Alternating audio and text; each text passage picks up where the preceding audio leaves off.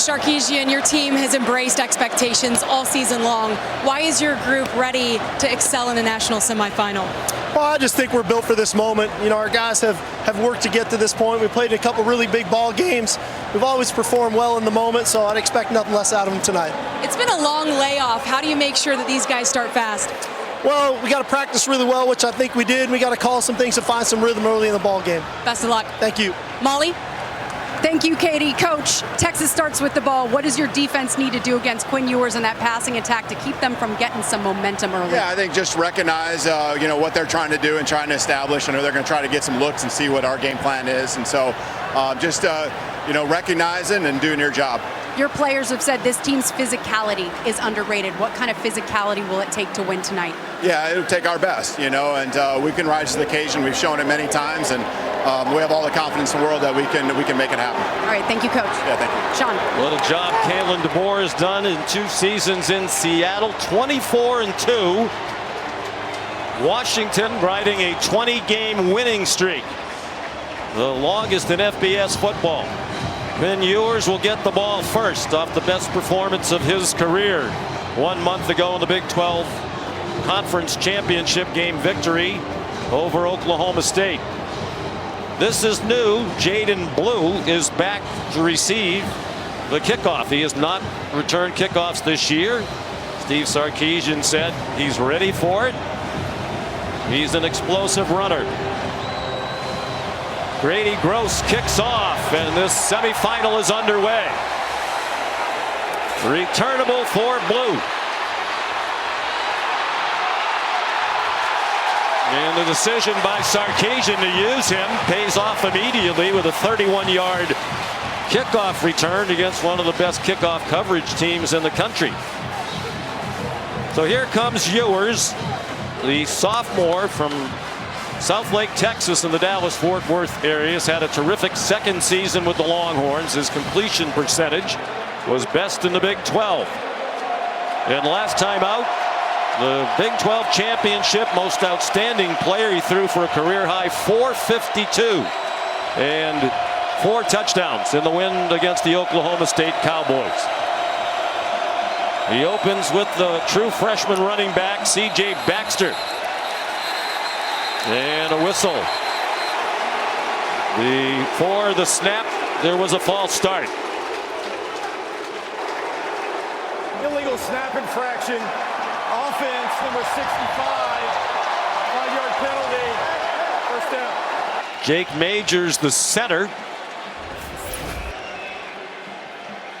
He just hesitates a little bit with that left hand before he snaps the ball. It's very loud here in the Superdome. And obviously after a long layoff, a little jittery out the gate for the Horns. Veteran offensive line for Texas. They had all 5 starters back from last year. That ball deflected and fluttered through the air in the general direction of Adonai Mitchell. Jabbar Muhammad was closest to it. Looked like MJ Ale made the deflection for the Washington defensive line. Here's Baxter. First down with a 16-yard run. Alfonso Tupatala, one of their 2 linebackers, made the stop. And split zone action is a big part of what Texas does in the run game. It forces those linebackers to move side to side. They see the movement by the tight end. They run into each other, and Baxter has a nice gain. Out of the pistol now, a play fake by Ewers. He was surrounded, but still managed to get it off. Incomplete, intended for Adonai Mitchell. Elijah Jackson in coverage, one of their cornerbacks who started every game this year.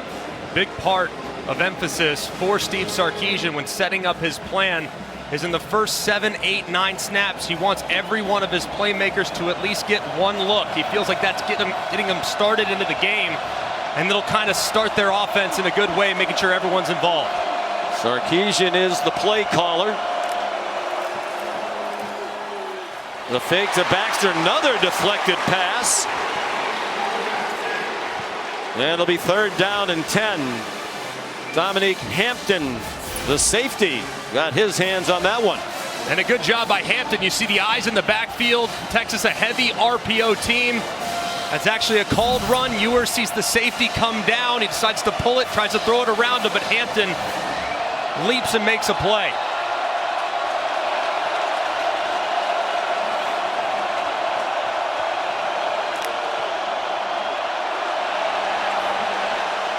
Third down and 10. The Huskies thought Majors, the center, was guilty of another infraction.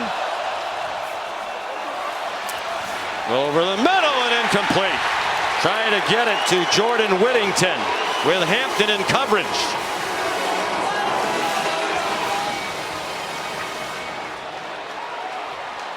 Great start by the Washington defense.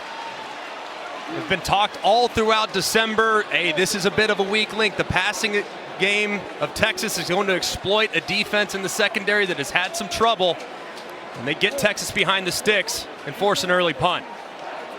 Ryan Sanborn is the punter. First year at Texas as a grad transfer from Stanford. Short, wobbly kick, but it took a great bounce for Sanborn, and it goes down the 11-yard line. Wound up as a 44-yard punt. Here's Michael Penix Jr. in his 6th year of college football from Tampa, Florida. 4 years at Indiana. They were injury-filled. And now in his 2nd season as a record-setting quarterback at the University of Washington. Heisman Trophy runner-up to Jaden Daniels of LSU. His 2nd place finish in the Heisman balloting, the best in Washington history.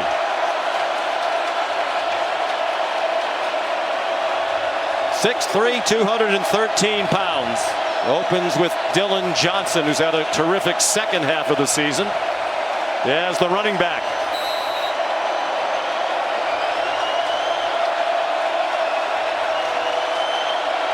The tight end Jack Westover, the motion man. There's a flag down. Here's Jalen McMillan ahead for 3. But we'll check out the flag. Texas was offside. Offside. Defense, number 88. 5-yard penalty. First down. Barron Sorrell on the edge. Just a little anxious to get this thing going. You see as the motion, Westover moves to the outside. That forces Barron Sorrell to move forward just ever so slightly into the neutral zone. And it's 1st and 5 for Washington. Washington, by far the more penalized team this season of these two. In fact, they were the 2nd most penalized team in the country.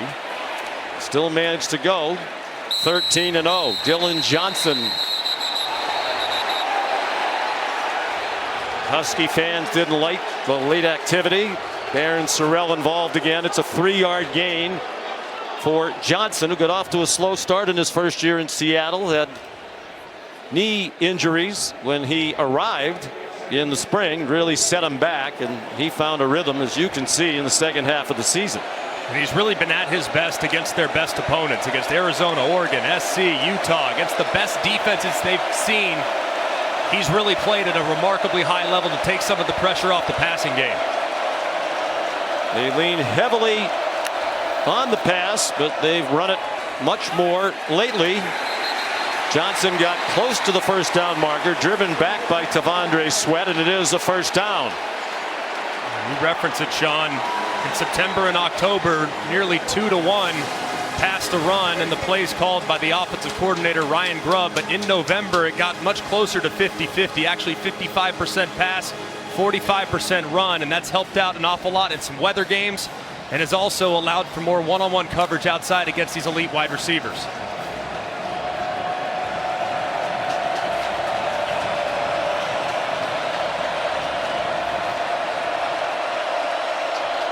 On 1st and 10, 3 minutes in.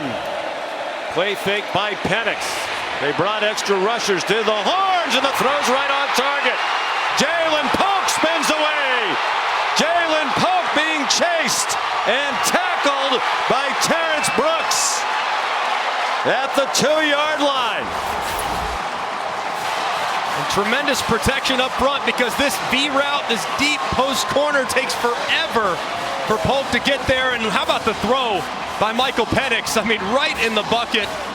Exactly where it needs to be, and Polk does the rest. Nearly scores. Terrific start for Washington. A big play offense. They had 83 plays coming into tonight for Ryan Grubb of 20 yards or more, 7th most in the nation. And they'll pass several of those teams ahead of them tonight. On 1st and goal, Johnson to the end zone. No signal yet. The Husky fans think they scored. It is a touchdown.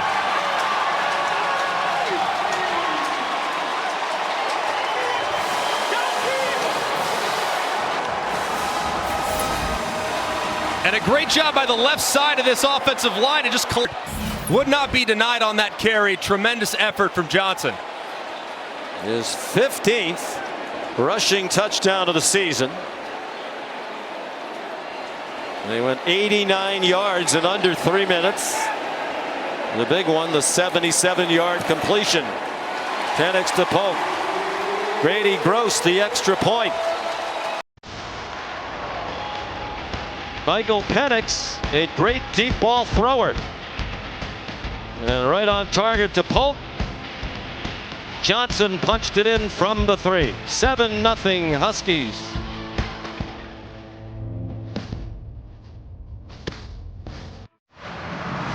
Welcome back to the Allstate Sugar Bowl on the Caesars Superdome in New Orleans. Washington out to a 7-0 lead. Michael Penix 1 for 1 on that opening drive, a 77-yard pass. The 4th longest completion in Sugar Bowl history. So Jaden Blue back for the kickoff.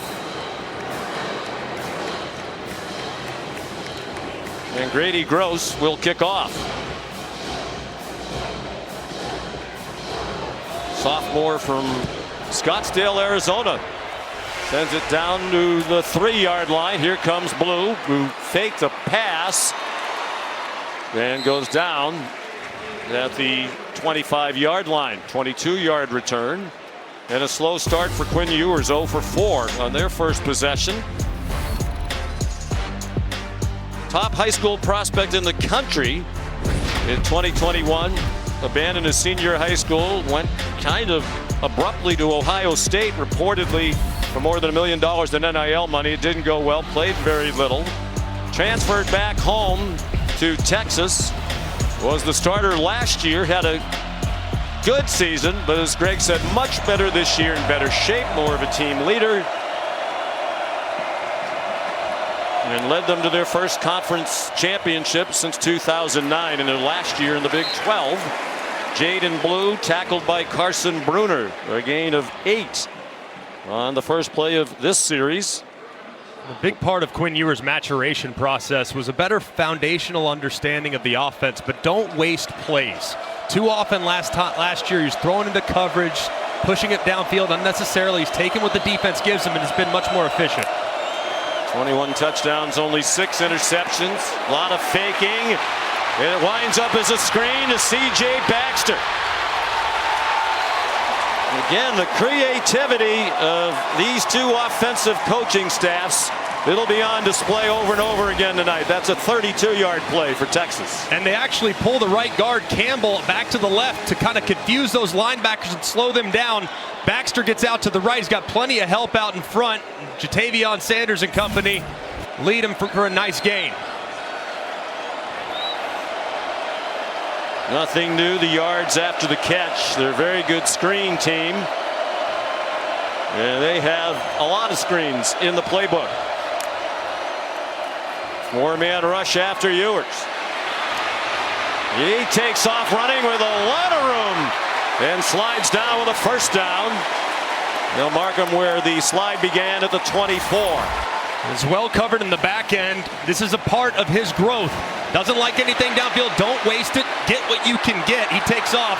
He doesn't run often, but when he does, he's very effective. Coming into the night, 26 carries this year, But of those 26, 5 went for touchdowns, so he's been very smart with when he uses his legs. Originally committed to Texas, then decommitted to go to Ohio State. A fake in each direction, but nowhere to throw it. So he uses those legs again to go down to the 20-yard line for a gain of 4. He says he doesn't regret any of the decisions he made when he decommitted from Texas and went, surprisingly to many, to Ohio State. He was widely criticized, and a lot of Longhorn fans didn't like him very much, but they love him now. It's hard to leave home when you grow up. As Curtis and Kristen Ewers look on very proud, it's hard to leave the state sometimes. I think everyone that played college football understands that, but he's back at home and is making the most of it. Baxter, true freshman, inside the 10. With a first and goal at the 7-yard line. A 13-yard run for the freshman from Orlando, one of the top running backs in high school football a year ago.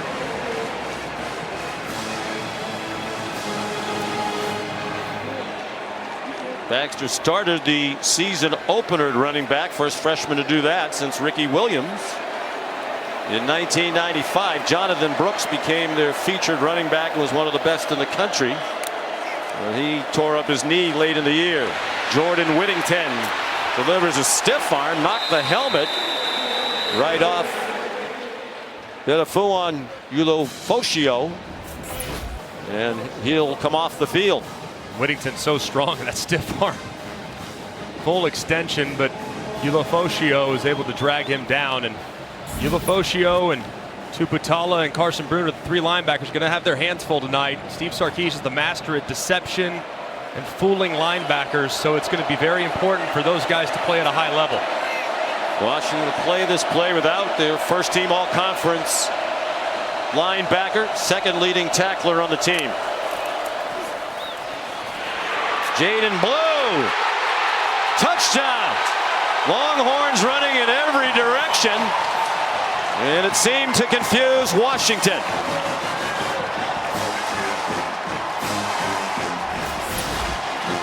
And an excellent job by the left side of this offensive line. You're going to see double teams across the board.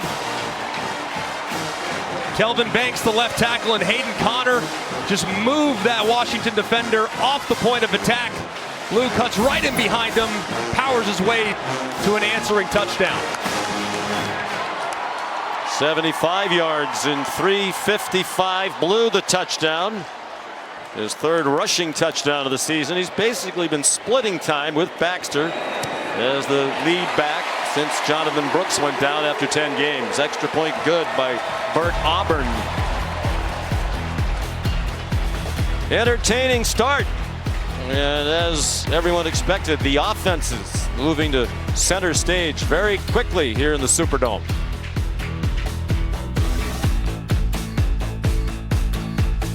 CFP semifinal at the Allstate Sugar Bowl is brought to you by Allstate. You're in good hands. AT&T. Connecting changes everything. And Gatorade. Gatorade is helping millions play. Gatorade. Fuel tomorrow. Allstate Sugar Bowl parade through the French Quarter and around the streets of New Orleans. Aerial coverage provided by Goodyear, celebrating the challenge of road games everywhere. Are you ready for the road? Goodyear, more driven. Sean McDonough, Greg McElroy, Molly McGrath, and Katie George are on the sidelines. Jaden Blue, the game-tying touchdown for Texas.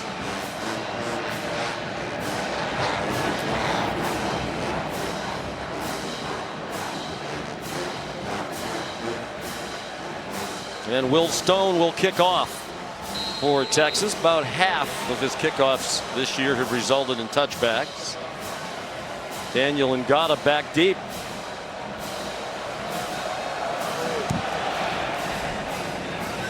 Line drive kickoff lands near the back of the end zone. Well, here comes Washington.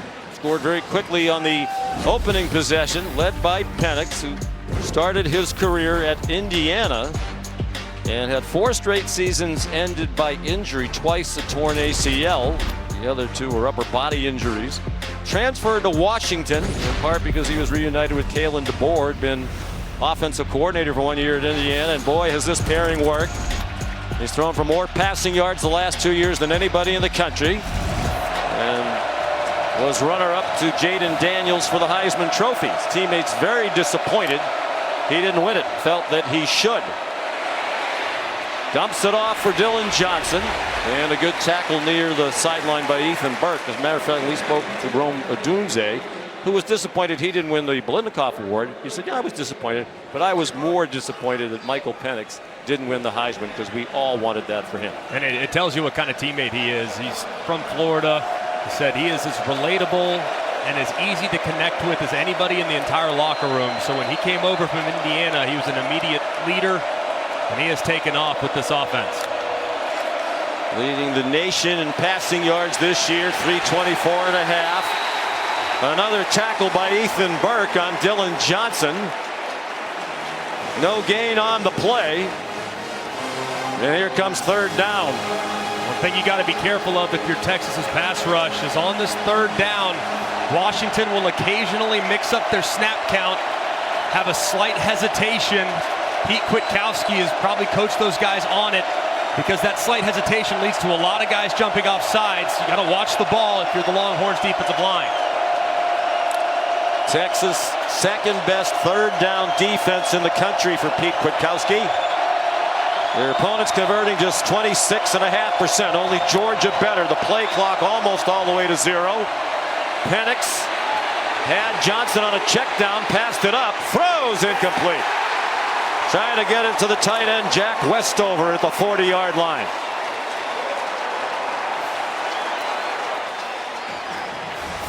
Just took Penix too long to find Westover. They're in zone coverage, and Westover's wide open right there in the middle of the field. He can easily get that up and over a linebacker. Instead, Penix doesn't see it, escapes the pocket, has a rare miss as they have to punt. For the first time, Jack McAllister is their punter, sophomore. So now each punter has already punted as many times as he did in the conference championship game. They each punted once. Xavier Worthy, a 6-yard return of a 39-yard punt. Josh Cuevas made the tackle. You're watching the Allstate Sugar Bowl.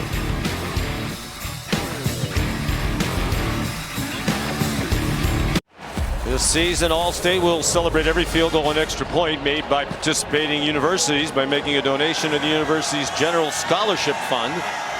Thank you, Allstate. 7-7 the score. 5:25 to go in the first quarter. Rough first possession for Texas, but then they marched right down the field the last time they had it. They spread the field with 5 receivers. In a 4-man rush, and Ewers goes down. Braylon Trice. Loss of 6. And his sack numbers are not ridiculous, but his presence is always felt by the quarterback. This time working against Christian Jones, the right tackle, sets him up, upfield, slips underneath. Quinn Ewers can do nothing but eat the sack. Great pass rush by Trice. Junior from Phoenix. Kyle Flood, the offensive coordinator for Texas, said they were most concerned about him, the kind of guy who can really disrupt the game. On 2nd and 16, Baxter for 2. Here's Katie George.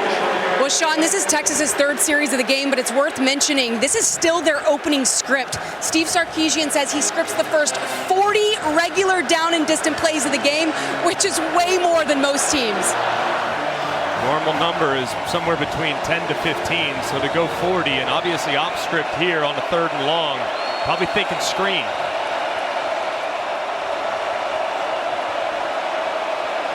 Huskies showing blitz. And they drop out of it, rush 3. It's a quick pass to Xavier Worthy. There's a flag down during his run after the catch. Husky fans convinced it's against Texas. It was an 11-yard gain. He did not reach the marker. So if it is against Texas, Kalen DeBoer will have a decision to make. He's already indicating he wants to accept the penalty. A rare mistake here by Jordan Whittington. Holding, offense, number 13, 10-yard penalty, third down. Jordan Senior came back for another year and has been rewarded with a trip to the college football playoff. And a great play by the corner, Jabbar Muhammad, slipping inside, just goes right around Whittington, who whiffs on the block, has to grab the jersey, and that's what results in the hold. So 3 penalties against Texas. They were in the middle of the pack in the country in penalty yards the regular season. As we mentioned, Washington averaged 74 penalty yards per game. Only New Mexico saw more flags. 3rd down, 17. Ewers with a lot of time. And there's another flag thrown when you expect a holding call. It's caught. And it would be a 1st down for C.J. Baxter to the Washington 48. But the referee, Rod Snodgrass, threw the flag, and it is a hold, and they'll take it. Holding, offense, number 70, 10-yard penalty, third down. Christian Jones gave up the sack a moment ago. No question. This time, just grabs that jersey very obviously against Tunaufi. Another lost yardage play by Texas. That's now a handful of penalties, 4 for 30 already. 48th career start for the 6th-year player Jones. 61st career game. He'll be going to the Senior Bowl. They're in reverse. 3rd and 27. Baxter to the 25. Texas with more folks in the seats as you'd expect. It's a border state to Louisiana, while Washington's fans had about 2,500 miles to travel. And Texas fans aren't happy with the officiating at the moment. Of course, the Washington folks thought they were going to be going to the Rose Bowl. You know, if Georgia had won, the SEC was the #1 seed, they would have come here. And Washington would have gone to the Rose Bowl. But that didn't happen. Good punt by Sanborn.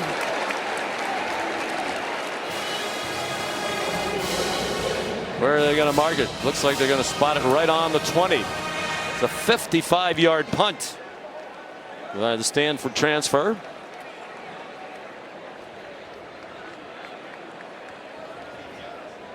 Michael Penix and the Washington offense on the field when we come back.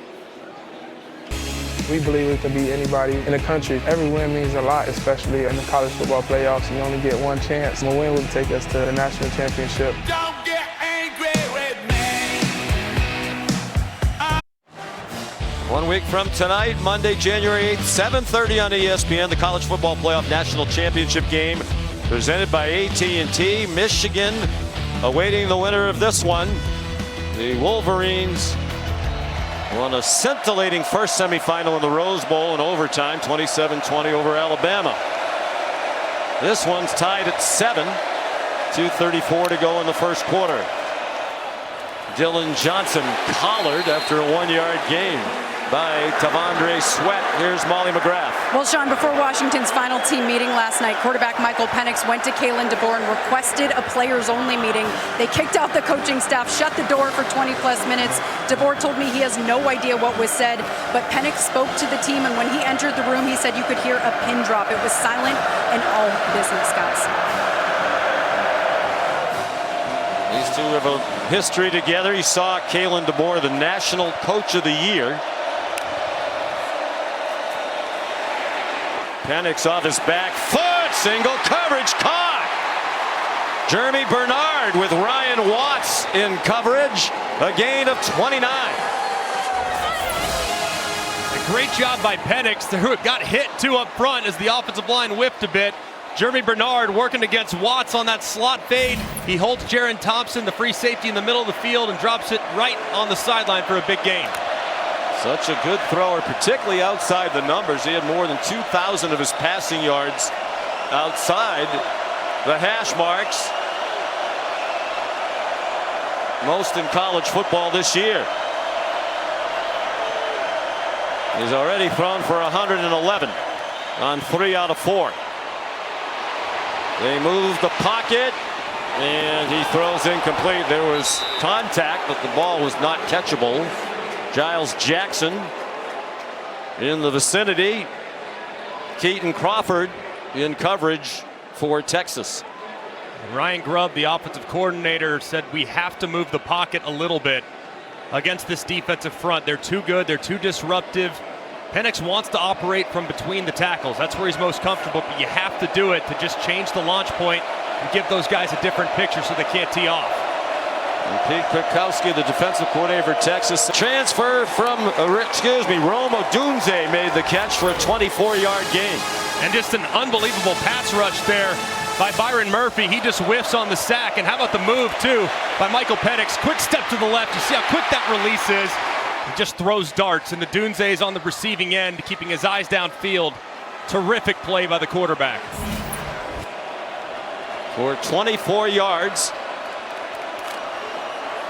First catch of the night for Odunze, 82nd of the season. He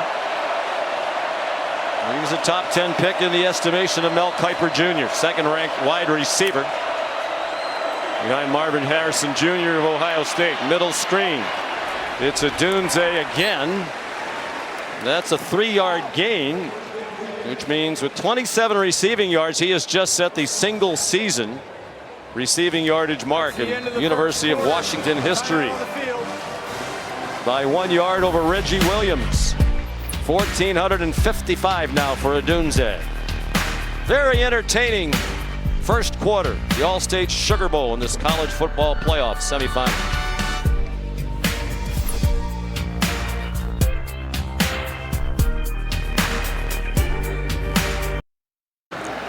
Coach, what does your offense need to do to score here? Yeah, it's all about finishing and just continue to fundamentally do the right things. We're making the explosive plays. I'd like to get the run game a little more consistent here, but Michael's doing a good job moving in the pocket, and the guys making plays on the field. All right, thanks, Coach. Thank you. Just 9 yards rushing, but Penix threw for 138 in the first quarter,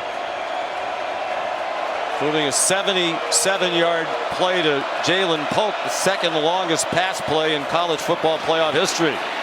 Here's Tybo Rogers. Down at the 6-yard line, tackled by Jalen Ford, the outstanding linebacker, but 17 more for the Huskies. And a great read, too, by Penix. This is the defensive end that he's reading as he starts to play upfield. Penix can pull that and run it himself. Instead, he hands it to Tybo Rogers. He's got a lot of speed for a freshman. They believe that he has a very bright future in Seattle. Only 38 carries all year coming in. Missed some time for disciplinary reasons.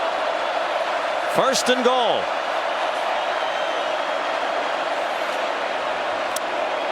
It's Jeremy Bernard who lined up as a Wildcat quarterback. He faked the reverse and carried inside the 3. A flag flies and a mock cheer comes up from the Texas partisans below us. They believe it's going to be the first penalty of the night against Washington. Steve Sarkisian did have a long chat with Ron Snodgrass, the referee, at the end of the quarter.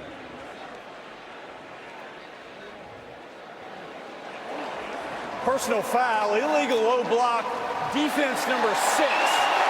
Half the distance to the goal, first down.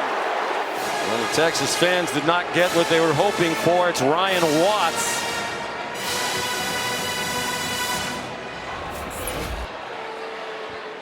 And Watts is engaged with Nate Kalepo, and Kalepo's trying to pull out. This is a new rule that was instituted a couple of years ago as we look at the AT&T connected cam. He goes low on Kalepo, and that has been taken out of the game because of injury. And a wise call there by the official.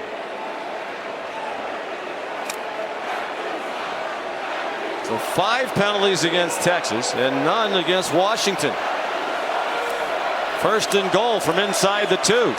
Dylan Johnson got hit behind the line of scrimmage and stopped for no gain.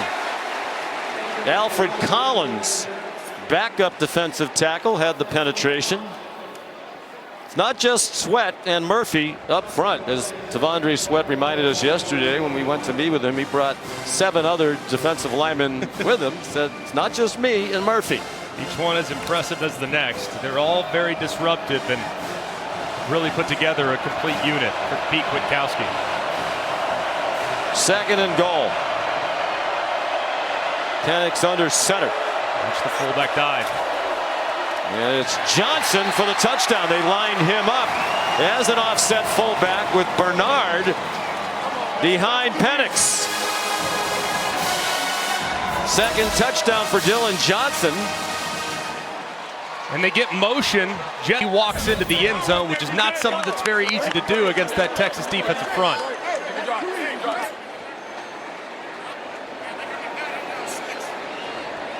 Both of these teams so well coached on offense. Creativity. Grady Gross the extra point. They went 80 yards in 9 plays to take their 2nd lead of the game. Johnson just 10 yards on 7 carries, but he's been in the end zone twice.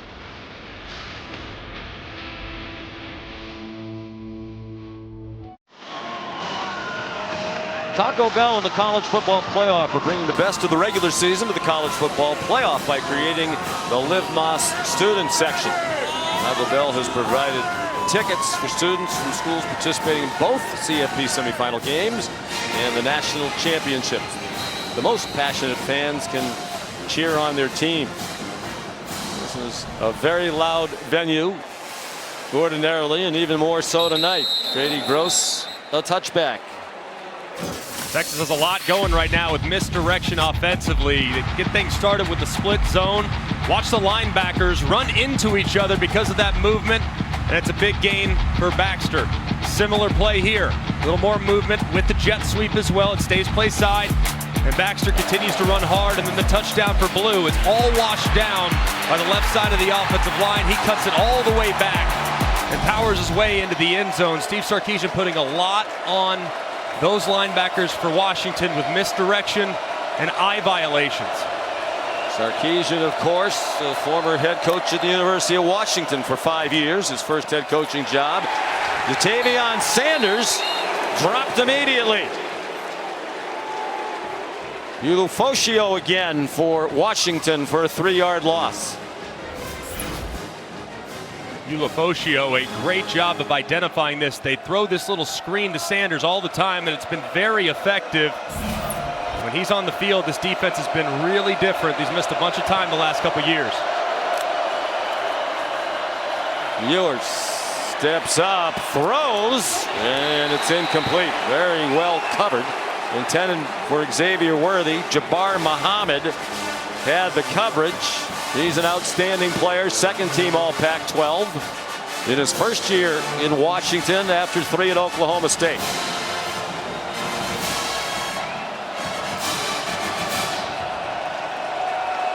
Texas is 0 for 3 on 3rd down, and this one is 3rd down and 12.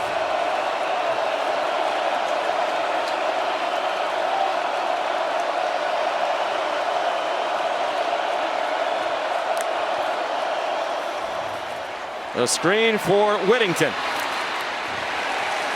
And he got to the 31, still 4 yards short of the line to gain. Cameron Fabriculanen made the tackle for Washington. And after a bit of a hesitation, the punt team will come on. Texas has got to stop with the negative plays. They've been behind the sticks multiple times, and this pass rush for Washington, I know statistically speaking not great. They could certainly have an impact though, so Sarkisian and his staff, they need to stay on schedule moving forward.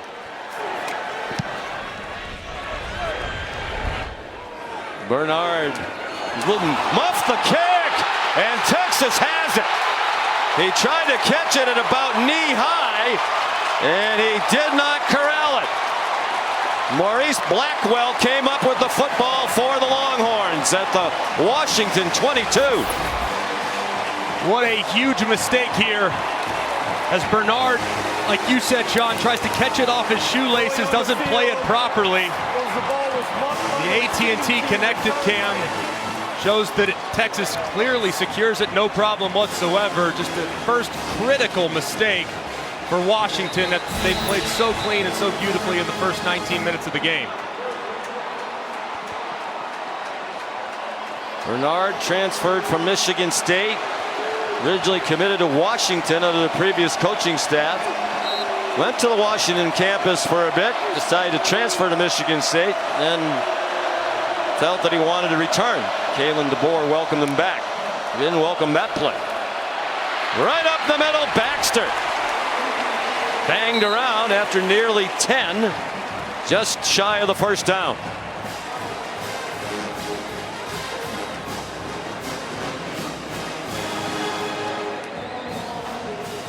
Well, both coaches talked about turnovers and what figures to be a close game.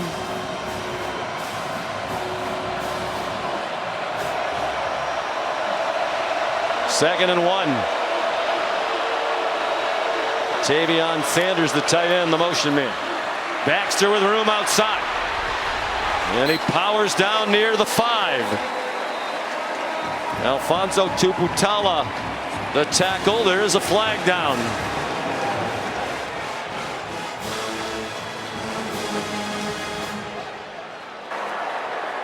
Illegal shift.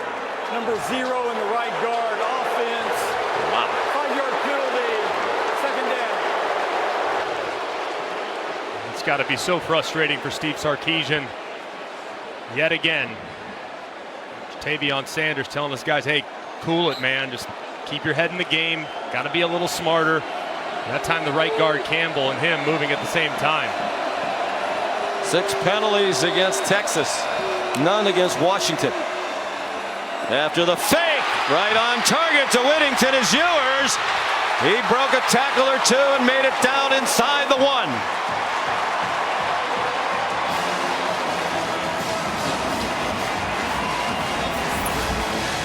And just a great job here. As you see the eyes in the backfield, Ewers sees it. He works Whittington on the RPO right behind it. As you can see, Fabiculan actually triggers into the backfield. He throws right behind him, and Whittington nearly scores. An eye on big number 90, Byron Murphy, the fullback dive. Here he is. And T'Vondre Sweat is in as well at the right end. They block this time for a Texas touchdown. Byron Murphy powers it in, a 1-yard rush. That's the 3rd big man touchdown of the season for Texas. His 2nd. He caught a touchdown pass against Wyoming. And that's 2 fullback dives for touchdowns, 1 for Washington and 1 now for Texas as Byron Murphy surges forward, and a great job by the right side of the offensive line putting a dent in that front and leading the big fella to pay dirt. 6'1", 308 pounds. The extra point good by Bert Auburn.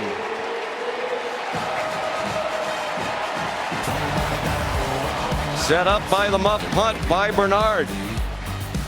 They needed just 3 plays after Whittington got them down to the 1. Murphy, another touchdown. 14 apiece.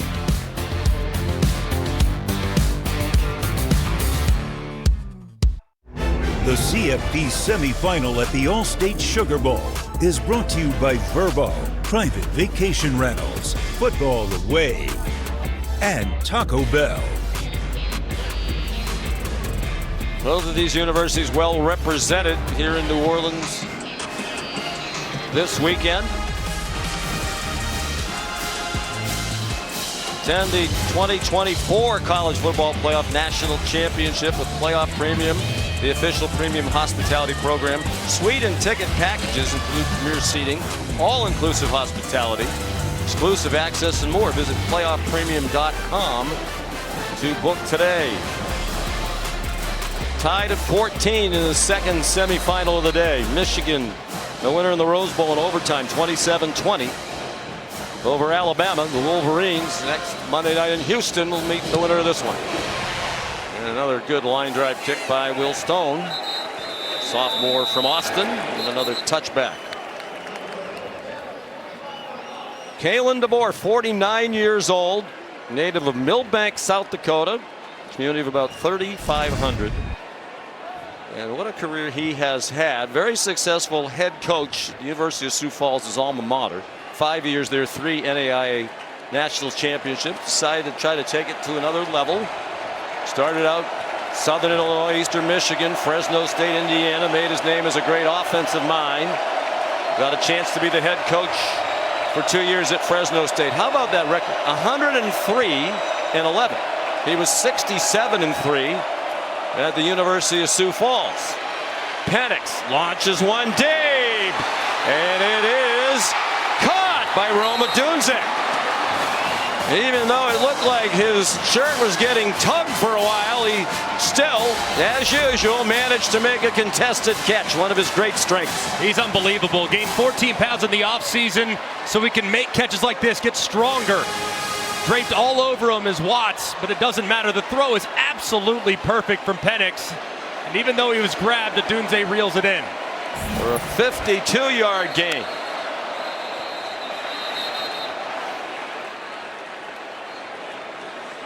The officials stop it before the snap. Officials timeout for the line to gain equipment. The crew with the yardage markers. Some technical difficulties. About the only thing that could slow down this passing attack for Washington. Penix up to 190 with still 9.5 to go in the half. That deep ball accuracy, though, I mean, the guy is just ridiculous. I mean, on throws that travel more than 30 yards downfield, he completes nearly 53%. 8-to-1 touchdown to interception ratio. I mean, he could just drop it in from anywhere, and he's done it multiple times tonight. His overall completion percentage 66%, which isn't dazzling, but as Ryan Grubb said, we throw the ball downfield more than any team in the country. The pitch back to Dylan Johnson, and he got stood up by Michael Taft, managed to bounce ahead for a couple more. Taft, a former walk-on, was the first walk-on put on scholarship by Steve Sarkisian. And Sark's 3 years now as head coach at the University of Texas. 5-7 in his first year, 8-5 last year, 12-1 in year 3. A 49-year-old native of Southern California. Johnson straight ahead behind the Joe Moore award-winning offensive line. Byron Murphy made the tackle. Devondre Sweat nearby as well. Even though there's not a lot there in the run game up the middle, you have to stay committed to it. You have to deliver the body blows. And even though Washington isn't having a ton of success with it, they are staying committed to it and staying patient offensively. Parker Brailsford, the center for Washington, just 275 pounds. He's holding his own. A couple of big guards next to him. And right up the middle they come, right on cue. That play dropped for a loss by David Benda.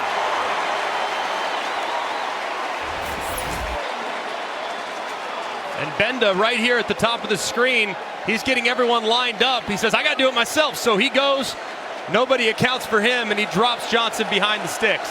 And Brailsford actually held up his man. They're going to go for it on 4th and 1.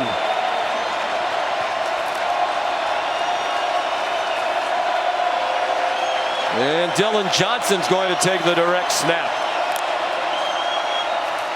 Up the middle. And it does not appear he got there. He did not.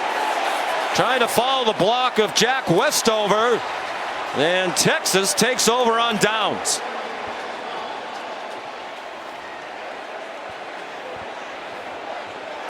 Officials timeout for a measurement. Well, those lines are way off. He came up well short. And it's Byron Murphy again. I mean, he's just so disruptive, number 90. He splits right between the two offensive linemen on the right-hand side. He kind of slows down Johnson initially, and then he gets wrapped up by the surge. Here come the newly repaired sticks. They're well short.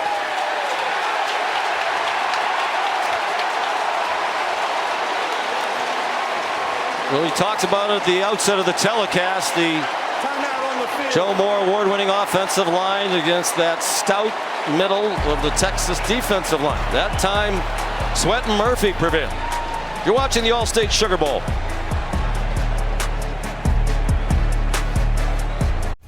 The National Championship Trophy presented by Dr. Prep will be presented next Monday night at NRG Stadium in Houston.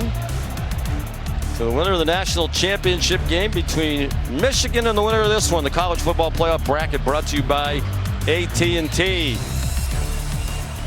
Very entertaining first semifinal in the Rose Bowl. Michigan won in overtime. 27-20 over Alabama. Here's Jaden Blue weaving his way for 12 yards and a first down, tripped up by Asa Turner, excellent safety who missed a lot of the season. It's big to have him back. They started as many as 5 free safeties this year, but Turner's their best one. Had hand surgery a couple of times. Ewers wants to launch one deep for Xavier Worthy, and he's well covered by Jabbar Muhammad, who's the first cousin of the cornerback for Texas, Malik Muhammad. They're very close. He's their best cover guy. Try to go with a double move to Xavier Worthy. Muhammad isn't fooled, stays on top, turns around, tries to play the ball. He's tremendously well covered there by the corner. They crowd the line, and it paid off. It looked like Blue might escape for a moment, but he didn't get away from Braylon Trice. It's a 2-yard loss. Got another third down for Steve Sarkisian, where they're in 3rd and long. Really struggled in this down and distance so far. They're 0 for 4 on 3rd downs, and they got to get in more manageable situations. Yeah, that's been the problem. All 4 of them have been 10 yards or more to go. This one's 12.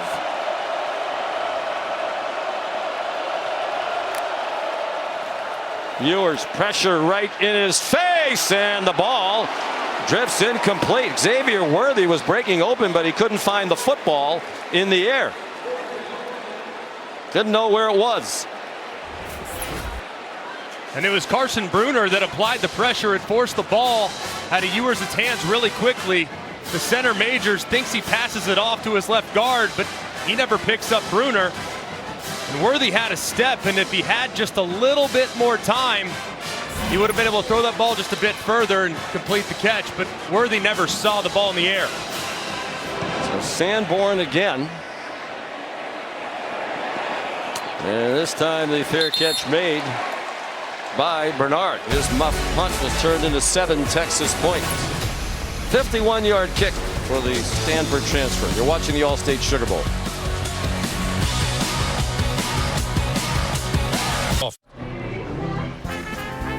Stay tuned for the Mercedes-Benz halftime report. Reese Davis, Joey Galloway, Desmond Howard standing by. Long day for those guys, but an exciting day after the thrilling first semifinal. Michigan's overtime win over Alabama. And a very entertaining All-State Sugar Bowl here in New Orleans. Sean McDonough, Greg McElroy, Molly McGrath, and Katie George on the sidelines. Texas and Washington tied at 14 with just under 6 minutes to go till the Mercedes-Benz halftime report. Jalen McMillan throws back for Penix, and it's incomplete.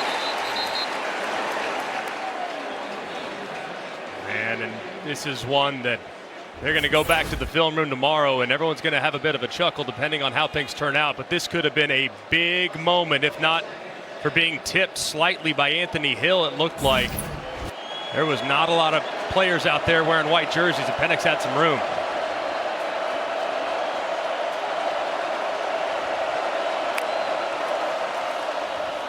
Dylan Johnson, some running room outside to the left. He's to the 30-yard line for a pickup of 6. Anthony Hill Jr., outstanding freshman linebackers, the Big 12 Defensive Freshman of the Year, combined with Jalen Ford on the stop. 3rd down and 4.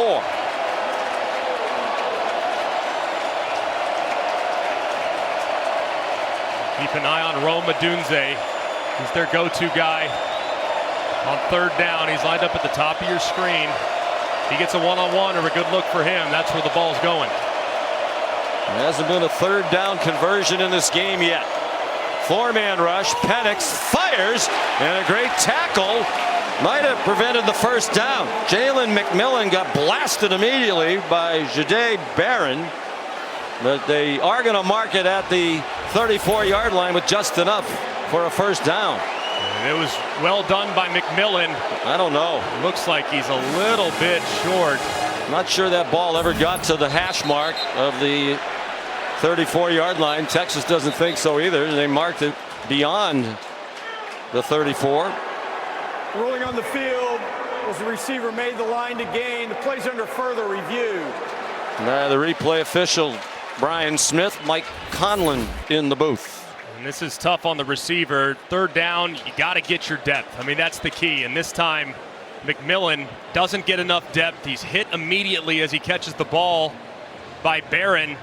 Obviously, the line is not official, but it does look like he's short of the line to gain. As we look again from the AT&T connected cam, it's a good shot of it. I don't think it ever gets to the 34-yard line where the ball is currently spotted. Well, that's the key, right? The yellow line's not official, but it's incredibly accurate. The bigger point is they spotted it just beyond the 34, and it didn't look like he even made it to the 34-yard line hash mark. Barron, the big play, outstanding defensive back, Jim Thorpe Award semifinalist, senior from Austin. One of our favorite notes of the year from the Big 12 championship game, named after Sade. Like Sade, he's a smooth operator. Smooth operator. Great play there too. I mean, good form tackle, understanding the line to gain, and as the officials now on the field are moving it back just ever so slightly, it would indicate that this call is going to be overturned correctly. Yep, they've already moved the ball back. So here's the question. I mean, the gutsiest fourth down I think I've ever seen a team go for it. Receiver is short of the line to gain. It's fourth down. Was in their last game of the regular season, trying to play for the Pac-12 title, trying to stay undefeated and get in the CFP. They were tied at 21 apiece with under 2 minutes to go on their own 29-yard line, and Kalen DeBoer went for it on 4th and 1. Not only did they pick it up, it was a big gainer, and they went down and kicked the field goal with no time left. That takes guts.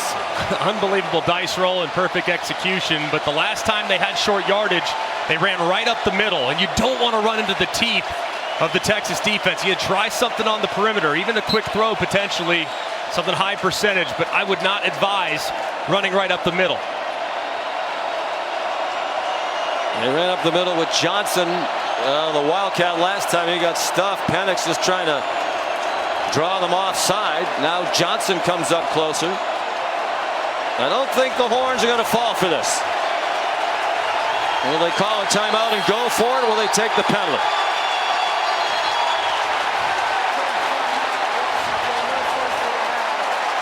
This is a 30-second timeout. And they didn't go for it a lot prior to tonight. Just 15 times to fourth down. Of course, they're so good on offense, they don't get to fourth down a lot. But here it is, the Apple Cup, 1:07 left in the game. And not only go for it, watch this play. Unbelievable. You fake down up inside. They had success running it inside earlier in the game. Washington State completely sells out against the inside run, and they pitch it to Odunze, who takes it for a really nice gain. I mean, just as bold as it gets, and tremendous execution. He said the more he talked to Ryan Grubb about, the more he liked the call. The defense obviously be expecting something inside. And he said, why not in that situation give the ball to your best players? Do you call it again here since the offense is back on the field? Go to the well again, Sean? What do you think? I'm with you. I don't think I'd run straight up the middle again against this Texas defensive front. Will they snap it this time? They run it right up the middle. As we said, definitely just run it straight ahead for the first down to the 38-yard line. 5-yard gain on 4th and 1. And this is all made possible by the left tackle, Fatanu, who just completely moves the Texas defender off the point. They run right behind him for the conversion. He's the best player on that offensive line, the left tackle. Tremendous feat for a big man. It looked like Penix might have been across the line of scrimmage as he threw to Dylan Johnson. No flag on the play, and the completion goes to the 49-yard line of Texas for 13. It was really close as Penix climbed in the pocket. He flirted with going across the line of scrimmage. You have to go completely across the line of scrimmage before you release the ball for it to be an illegal throw. Right there, it's tough to tell, but it looked like his feet were beyond. And right here's a great look at it as his arm, as appears, gets behind the line of scrimmage. The quarterback was beyond the line of scrimmage. We'll review the play. The entire body has to cross the line of scrimmage for it to be ruled an illegal forward pass. Right there, it looked like his feet were, but his body was behind. So, based on a couple looks that we've seen so far, I would expect this play to stand.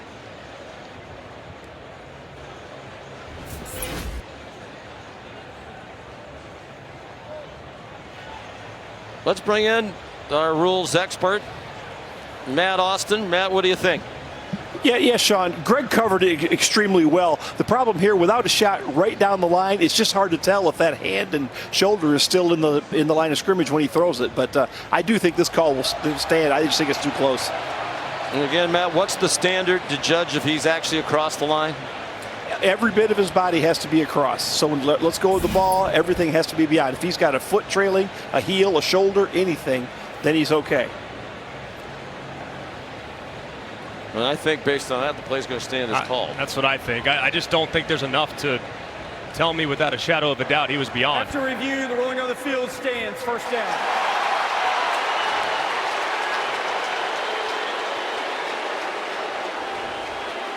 Tremendous awareness by Penix either way. I mean, knows exactly where the line of scrimmage is. He flirts with it, stays wide enough. Yeah, well, when does luck become a great play? I suppose. I don't know. That right there was hitting on 17, and he drew a 4. That was well executed.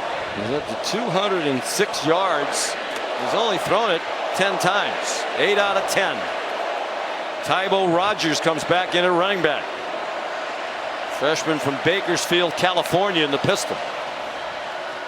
They faked it to him. It comes to Odunze. Tackled by Ethan Burke. Odunze, a junior from Las Vegas.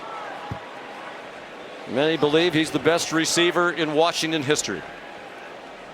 To be honest with you, Sean, I think he was the best receiver in college football this year. I voted for him to win the Biletnikoff. I think he had that much of an impact on his team's success. All those close games, all those critical moments that he stepped up and made a play. Couple that with the production. I think he should have brought home that coveted award. I'd love Marvin Harrison, but man, it's hard to overlook what Odunze accomplished this year. Yeah, you look at the numbers, you look at the big catches that he made. And because Washington substituted late, Texas needed to be given time. They alertly took their time, so Kalen DeBoer uses a timeout. Washington, their second. This is a 30-second timeout. One timeout left for the Huskies. The NFL season finale is here. The race to the playoffs is on. It's an NFL doubleheader Saturday, starting with the Pittsburgh Steelers and the Baltimore Ravens at 4:15. The Houston Texans and the Indianapolis Colts at 8 p.m. Both can be seen on ABC, ESPN, ESPN Deportes, ESPN Plus. Congratulations to John Harbaugh. Vince Young on the sideline. Of course, the quarterback when they won the last national championship. Nice couple of days for the Harbaugh family. John Harbaugh's Ravens clinched the #1 seed in the AFC.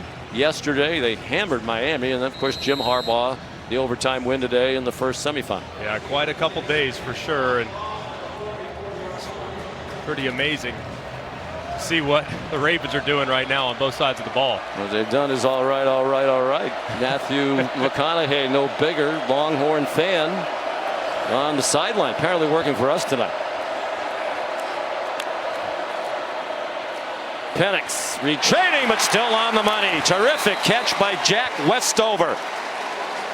Excellent athlete. He's made several important acrobatic catches. This one wasn't the highest in terms of degree of difficulty. And look at how he throttles down just a little bit. He turns around. Penix assumes he's going to keep going, but because of the zone coverage, Westover kind of slowed his momentum. It made what would have been a routine catch a little more difficult, but a great job reeling it in by a very underrated player and piece to this Washington offense.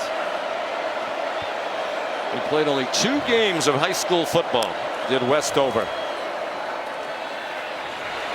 Penix going deep, man open. And it's one of the few times he missed on a deep ball over the head of the other tight end, Devin Culp, like Westover, a 6th-year senior tight end. Man, this is one that Penix is going to want to have back. He's got Culp wide open, working against the linebacker, throws it a little bit too flat, and Culp can't catch up to it. He's their fastest weapon at wide receiver, or at tight end, excuse me. Ran 10.6 in the 100 meters in high school, but not fast enough to catch up to that one. 6'4", 237 out of Spokane, Washington. Penix had completed the previous 7. 2nd down and 10. They're in field goal range. Pressure. He stepped away from it. Fires, and it is caught on the deflection. Jalen Polk, the touchdown off the hands of Malik Muhammad. 29 yards.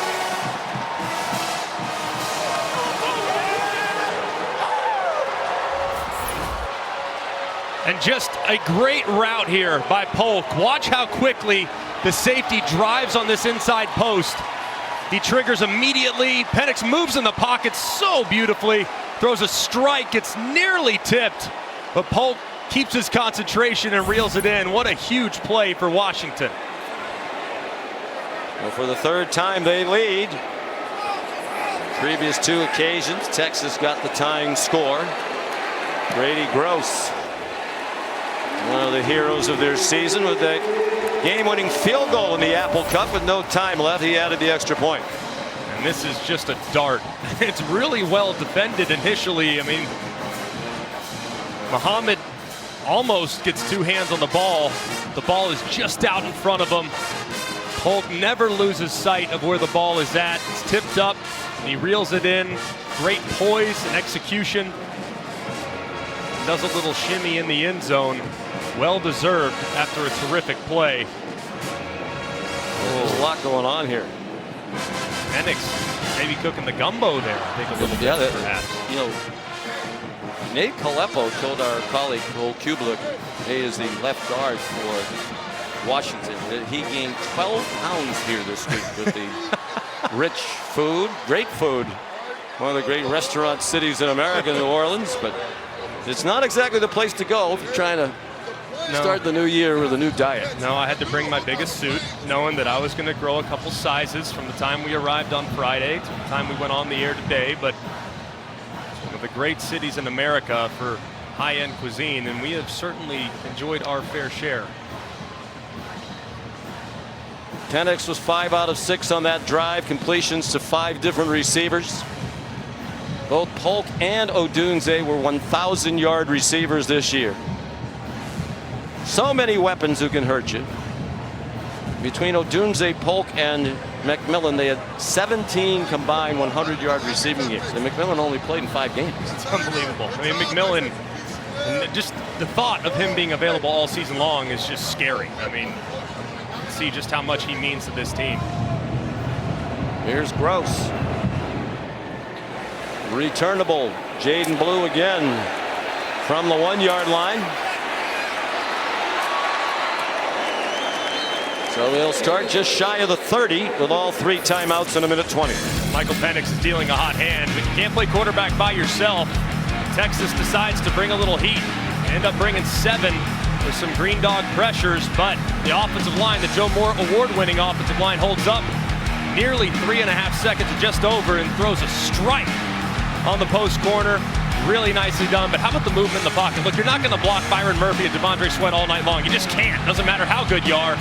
Penix makes him right, moves in the pocket, and throws a dart downfield. He does it again here as he fades the edge pressure and throws another touchdown to Jalen Polk.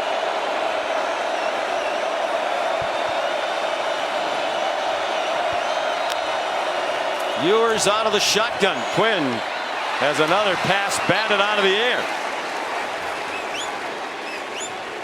Tuli Nasanoa knocked it down. Been a little quiet tonight. He's a big run stopper in the middle of that defense. Missed a couple games, but he's the anchor. He's been quiet there and gets a hand on a pass, though, when he couldn't rush the passer. Ewers just 5 out of 13 for 61 yards.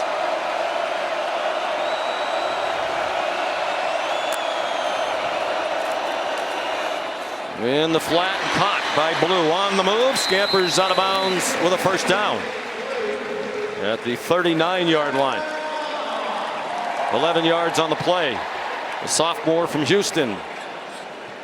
Texas has plenty of time. No need to be in a hurry. 3 timeouts at your disposal. Understand that one of those timeouts has to be reserved for the field goal kicker. So no sacks in this situation. Get the ball out quickly and continue to be methodical.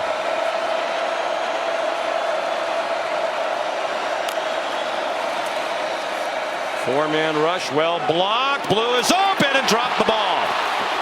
They had the running back down the sideline and hit him in the hands, and he couldn't corral it. And that's the exact matchup you want if you're Texas. You have the speedy Blue who can hit 22 miles an hour working against Ulofoshio. Perfect throw by Ewers, and he just can't reel it in. Would have been a huge play for Texas.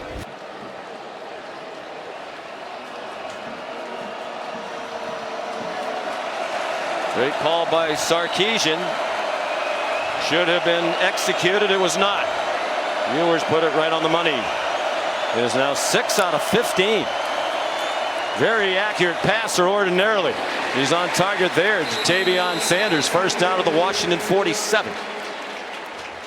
They got to get Jatavion Sanders going a little bit in the second half of this football game. He's matched up against a couple safeties that have had some challenges at times with really athletic tight ends. So they've kind of been quiet at this point. Just 2 catches for 12 yards, but he's going to be more involved in the second half. 95 career catches. 4 shy of the Texas tight end record held by David Thomas. C.J. Baxter stood up, and a quick timeout used by Sarkisian. Charge timeout, Texas, their first. A 30-second timeout. Over to the sidelines, it looks like mayhem is added again.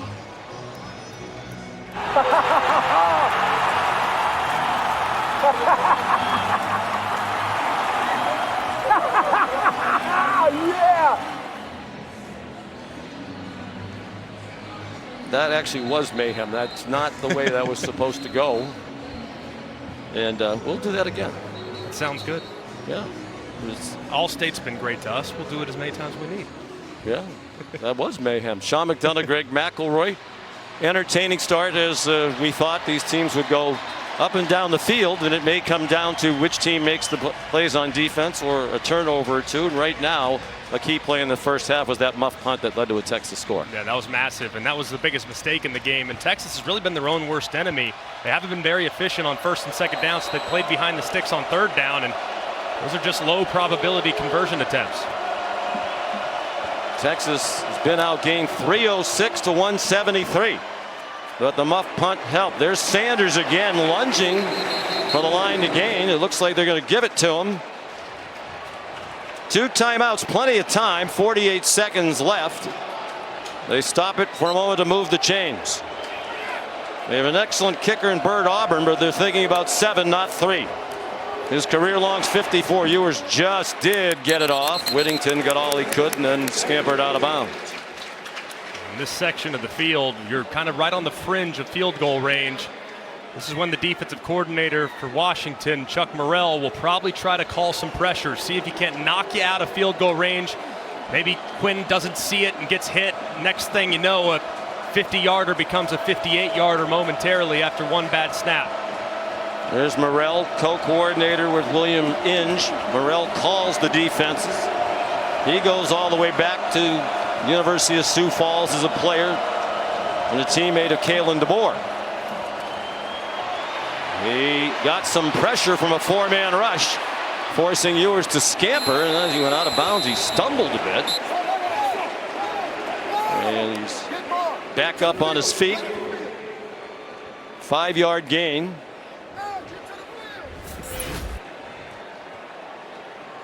Extends a little bit, tries to stay in bounds.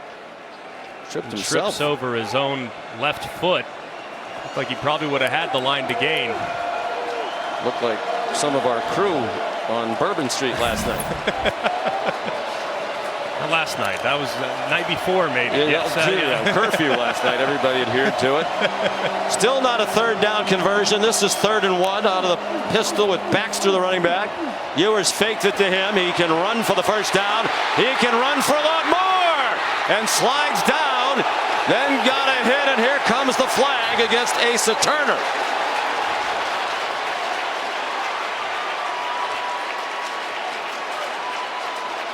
This will be the first Washington penalty of the game.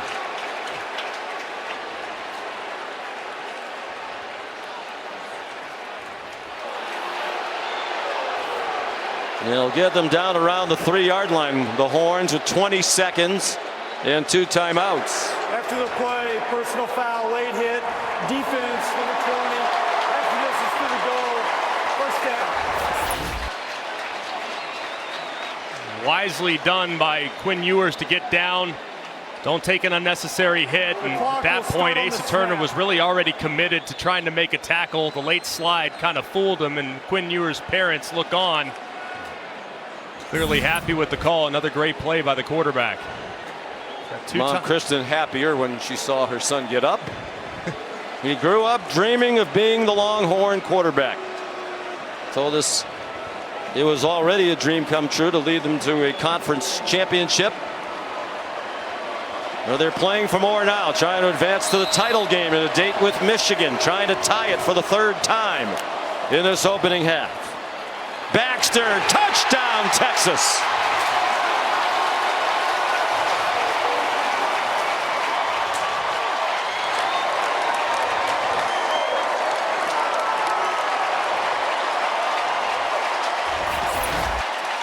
And just a great job here by the center, Jake Majors. These guys moving that defensive front, the right tackle as well. Wow. Christian Jones, just so much movement on the goal line. Majors has reason to celebrate. He meets Baxter in the end zone. He wouldn't have gotten there if not for the terrific block by the center. 72 yards on 10 plays. Auburn, his 3rd extra point. He's made all 113 in his Longhorn career. Lays from a long line of outstanding kickers at UT. C.J. Baxter into the end zone. And for the 3rd time tonight, they've come from 7 down to tie it.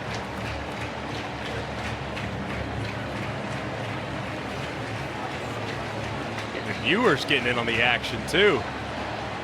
He got him there with some timely throws, a couple timely scrambles. The penalty hurt, but not a lot. I mean, they were going to be at the 6 anyway. It was a 21-yard run. They added 3 to it. Great 2-minute operation, though, to steal some momentum before the half. 5th rushing touchdown of his freshman season for Baxter. Stone has been kicking touchbacks here in the first half.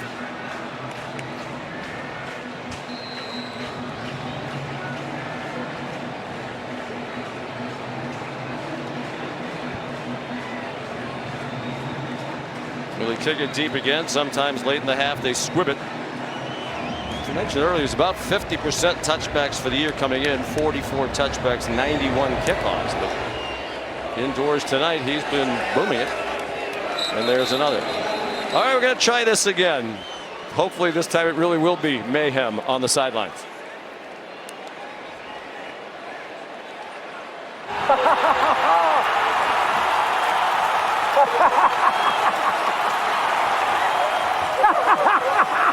Yeah. You know, even creating mayhem on our telecast. I guess that's fitting. 2nd time's a charm. It looks like Washington will be content to take a knee.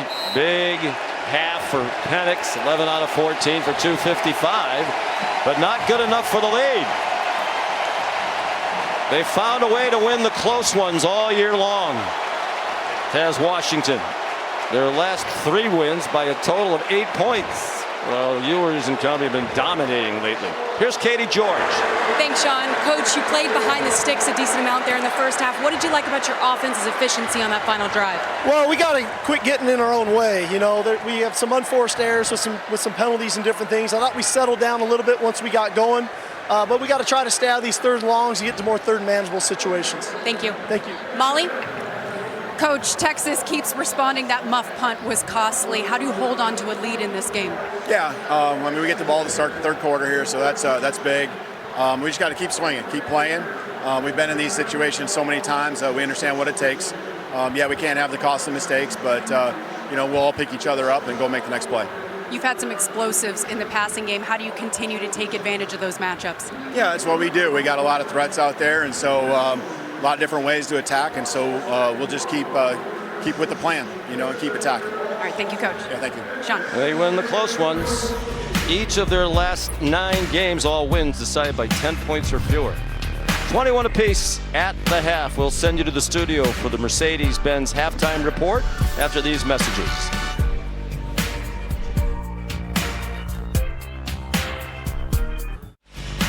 Welcome back to the Allstate Sugar Bowl from the Caesars Superdome in New Orleans, Louisiana. Second college football semifinal of the day. Michigan beat Alabama in overtime earlier today, so they'll play the winner of this one in the national championship game next Monday night in Houston. Tied at 21, a statistical edge for Washington. They outgained Texas 305-213. Big first half for Michael Penix. 255 yards through the air. What do you look for here as we go to the second half? Feel like Washington really did have an edge in play, but they're tied. They did. The big muffed punt was huge. Naturally, that led to 7 points for the Longhorns. But Washington's been able to take advantage of Texas's safeties. I mean, they've hit several big plays down the field to their outstanding wide receivers because they're getting in one-on-ones against lesser cover guys. And then for Texas, they have to continue to stay committed to the run game. Now that, hopefully for them, will open up a few things downfield because it's been a little dink and dunk up to this point. Ewers was 9 out of 18 for 97 yards for Texas. Penix 11 out of 14 for that 255. Will Stone kicks off. And it's another touchback. Let's check in with Katie George. Guys, just a quick update. Texas true freshman safety Derek Williams is available to play here in the second half after missing the first due to a targeting call he received during the Big 12 championship. Pete Kwiatkowski says he's excellent in coverage, a physical, athletic kid that's not afraid of the moment, and his addition should help Texas's back end and hopefully minimize some of the explosive plays we saw in the first. And that was potentially a massive loss in the first half, and it kind of proved to be true. They took advantage several times of Michael Taft and Jaron Thompson, and Derek Williams, even though he's just a freshman, he is their best cover safety. So if he gets involved in a one-on-one, Texas might have a little better chance against these receivers. Texas was offside on the kickoff, so they add 5 yards. And Michael Penix Jr. begins from the 30. Jack Westover moves out in motion. Dylan Johnson, the running back. It's Westover the catch. He runs over the tackler, Malik Muhammad. Here's Molly McGrath. Well, Sean, I talked to Washington head coach Kalen DeBoer about what he wants to see in this first offensive possession. He said, we need to keep attacking. That is who we are. That's how we're going to get into a rhythm to start the half. He said he wants them to run it on the edge a bit more, and his O-line is holding up well against this defensive front in pass protection. They're keeping the pocket clean, but he said run-wise, they've struggled with some short yard situations. That needs to improve, guys.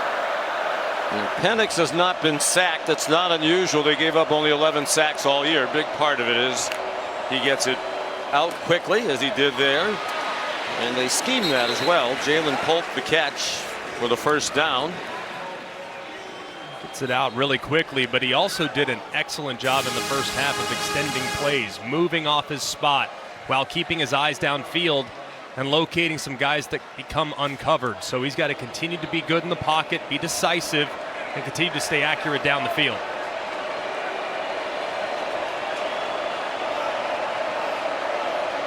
If you're just joining us, Washington has never trailed. They've led 3 times by 7 points. Texas is tied at each time. The fake to Bernard. Penix slides down with a first down. In those 4 years at Indiana, he used to run a lot more, but after the injuries, he's really become much less of a running threat. as a result right here, they've run this play over and over again. This time, the linebackers flow. The defensive end stays wide. He takes it for a nice gain. 12 yards.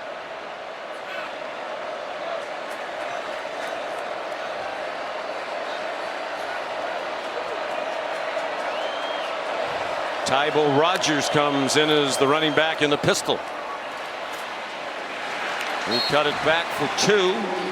Byron Murphy at the bottom of the pile for Texas. Back to the play a moment ago, Sean. I mean, Michael Penix just isn't a guy that runs it an awful lot, and they've had several called quarterback runs where he's reading a defensive end. That right there on a 12-yard carry was actually his longest gain of the year. And prior to tonight, just 19 carries on the season. So not a guy that does a lot with his legs, but still has that capability in there if the opportunity presents itself.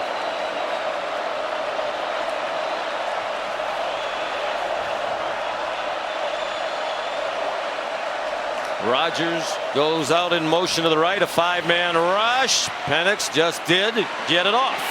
There's Rogers, made the man miss, made Jaylan Ford miss, and then slipped down to his frustration. And no gain on the play. It'll be 3rd down and 8 for Washington.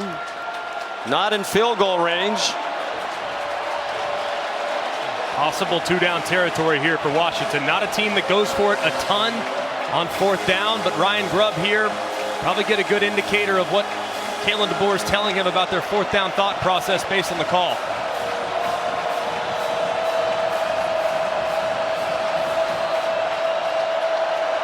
Dylan Johnson back in a running back. They bring pressure. It was well blocked, and it's on target. Penix to Jalen McMillan for a 1st down for 11 yards. That's just such an easy completion for Michael Penix. I mean, it's just wide open. I mean, the guy that's covering McMillan is 12, 13 yards off as he spins down and never really attacks the line to gain. I mean, that's just poor defensive technique. I understand you want to disguise, but you don't want to give up an easy completion on a speed out that easily moves the chains. It's the first 3rd down conversion of the night for Washington. 1 out of 4. Quick flip to Jalen Polk. Transferred from Texas Tech after 1 season there. He's inside the 20, 13 more. They had 7 plays of double digits in the first half, 5 of them for 24 yards or more. Jalen Polk from an outstanding high school program in Texas, Lufkin. Same high school as Des Bryant, Jaworski Lane, some great college players, some great NFL players, and he's brought a real toughness to this wide receiver room all season long.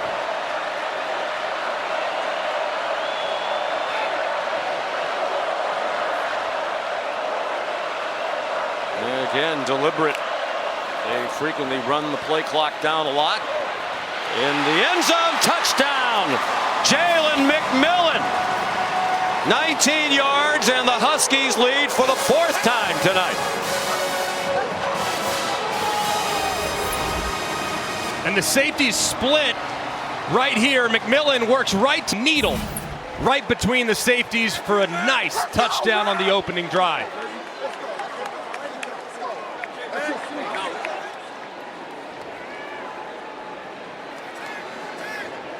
McMillan's first touchdown of the night is 4th.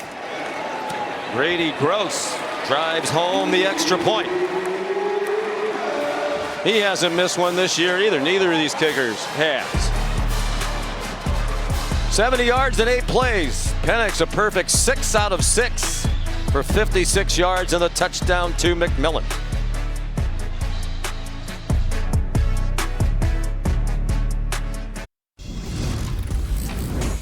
Time for our moves on the field. Presented national championship game. And they'll play the winner of this one. This one bunted down the field by Grady Gross. Keelan Robinson back deep for the first time tonight. Jaden Blue been pretty effective. They put Robinson back there. He returned one for a touchdown against Texas Tech. Their last regular season game. Aerial coverage provided by Goodyear. Road tested and game ready. Are you ready for the road? Goodyear, more driven. Devondre Sweat, after that Washington touchdown, was limping around on the sideline, and he's on the bike. Outland Trophy winner, best interior lineman on offense or defense. Unanimous All-American, Big 12 Defensive Player of the Year. They need him back out there. First chance for Texas on offense in the second half. It's C.J. Baxter. The ball comes out. Couple of Huskies say they have it, and the officials concur. Well, the coaches said the turnover margin might be the key, and that is the first Texas turnover of the night, knocked out by Braylon Trice. Braylon Trice is just relentless over and over and over again, chasing the ball, this time taking his right arm, swatting the ball out. It bounces around for a moment before it's secured by Asa Turner and Dom Hampton.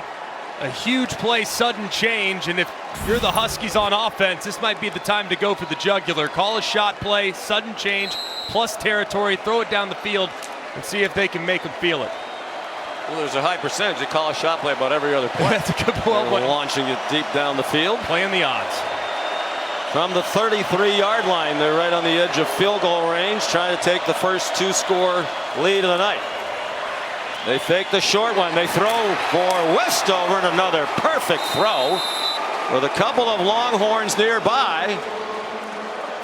Westover to the 14-yard line, 19 yards on the completion.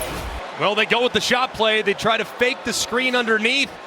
Westover releases right around. I mean, this is perfectly covered. I mean, that is a really tight window from the opposite hash. That ball's in the air 30, 35, 40 yards on a rope between two defenders, and Westover reels it in. Penix is on fire here to start the second half.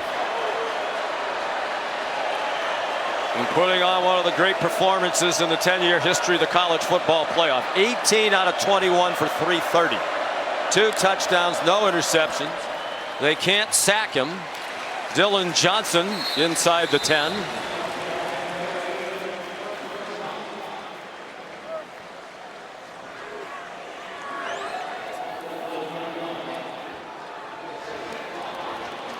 Meanwhile, Ewers way below his usual numbers. 71% completion for the year, just 50% tonight, still below 100 yards passing. After 4:52 in the Big 12 title game against Oklahoma State. Johnson taken down by Barron Sorrell. T'Vondre Sweat is not in the game right now for Texas. And here he comes on now for this 3rd down and 3 with 8.5 to go in the 3rd quarter.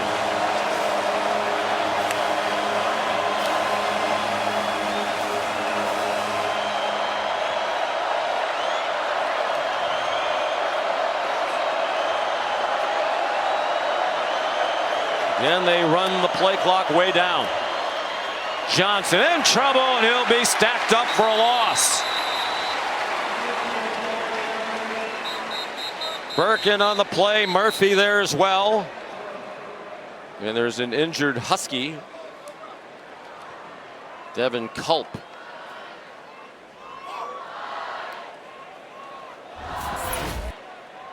And here's big T'Vondre Sweat. He just completely blows this play up as Culp is trying to work across, collides with Sweat, and allows Ford in the backfield to make the play on a big 3rd down stop for the Texas defense. We'll see what Kalen DeBoer elects to do on 4th down when we come back. The CFP semifinal at the Allstate Sugar Bowl is brought to you by Allstate. You're in good hands.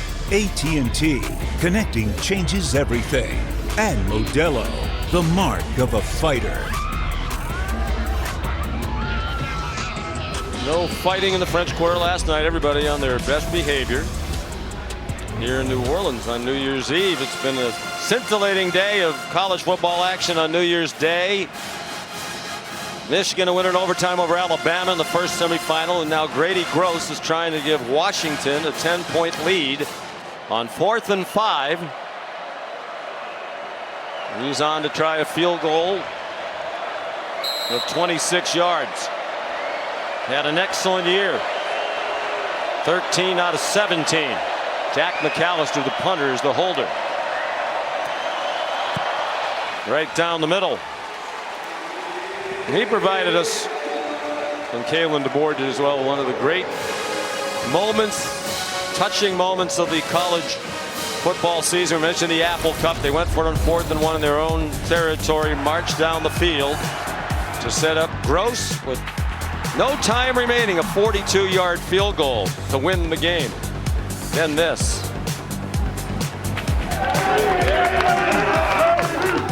And you know what I hope Grady Gross is thankful for?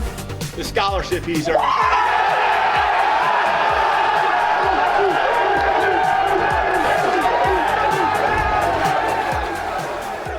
First of all, Kalen DeBoer is a really good guy. Yeah, he is. And secondly, that I've seen that video 5 times now. I talked to Gross about it yesterday. He said that wasn't even the best part. He said, my parents didn't know. Obviously, he's paid his way through the University of Washington for a year and a half. So my parents were at the game. They were staying at an Airbnb down the street. So I went and I told them, and they completely lost it. Really? Imagine what a moment that might have been for the Gross family, Mike and Beth, the parents.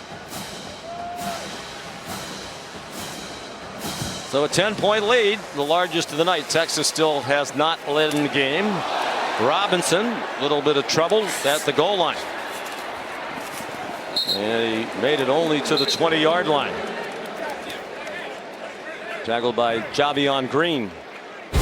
The NFL season finale's here, the race to the playoffs on. And a lot of those teams you see on your screen trying to figure out if they're going to be in the playoffs or not. Not the Baltimore Ravens. They'll be the #1 seed in the AFC, hosting the Steelers in the renewal of that rivalry at 4:15. 8 o'clock, the Houston Texans and the Indianapolis Colts on ABC, ESPN, ESPN Deportes, and ESPN Plus. Steelers currently the #9 seed. They'll need a win and some help to get in. Texas has one play here in the 3rd quarter. And it was a turnover. We're nearly midway through this quarter. Here's Blue. Well rested. And ahead for 16 yards. Chopped down by Asa Turner and Dominique Hampton. Texas just has to continue to commit to the run game. They're moving the ball with great efficiency, averaging 7 yards a carry. Just stay true to the ground. They do. And another good run on 1st down. That was a problem in the 1st half. They averaged 2.9 yards per play on 1st down to 10.6 on 1st down for Washington. Hard to imagine that the game was tied at the half given that disparity.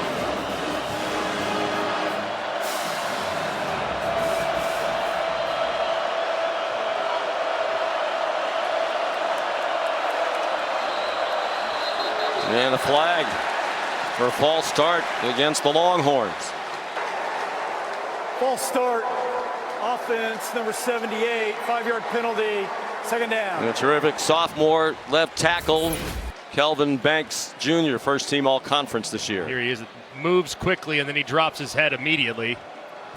Usually if the guys put the hands to the roof of the building and say, no, what? Not me. That time admitted defeat after the sudden flinch. Yeah, when you're 6'4", 324 and you flinch, it's going to be difficult to go unnoticed. 68,791 here tonight. That's a sellout in the Superdome. Adonai Mitchell has had a very quiet night. Greg, we came on the air talking about each team had a terrific trio of wide receivers. The Washington trio has dramatically outplayed the Texas threesome. Yeah, it's really not close, and they have to get Adonai Mitchell going. I mean, he's their biggest, longest wide receiver, their best weapon down the field. And Worthy's been pretty quiet as well. That was the first catch for Mitchell for 5 yards. Worthy has one for 7 yards. Under 6 minutes to go. 3rd down and 5. Pressure. It's Trice again. Ewers just got rid of it. Floated it towards Sanders. Braylon Trice, a man again against Texas as he was in the Alamo Bowl last year when he was the defensive MVP. And this is double A gap, but they actually, instead of walking linebackers up right over the center, they bring their best pass rusher, and you might want to account for him. especially given the fact that he's already made a few plays in the backfield. Miscommunication between Jake Majors and DJ Campbell, the right guard. And Trice delivers the hit. 5th punt for Sanborn.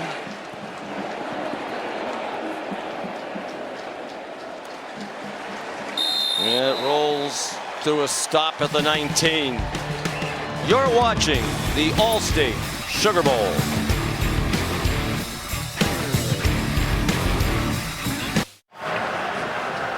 Washington up 10, but running back Dylan Johnson has been grimacing in pain, walking with a limp on the sideline, talking to athletic training staff about his right foot.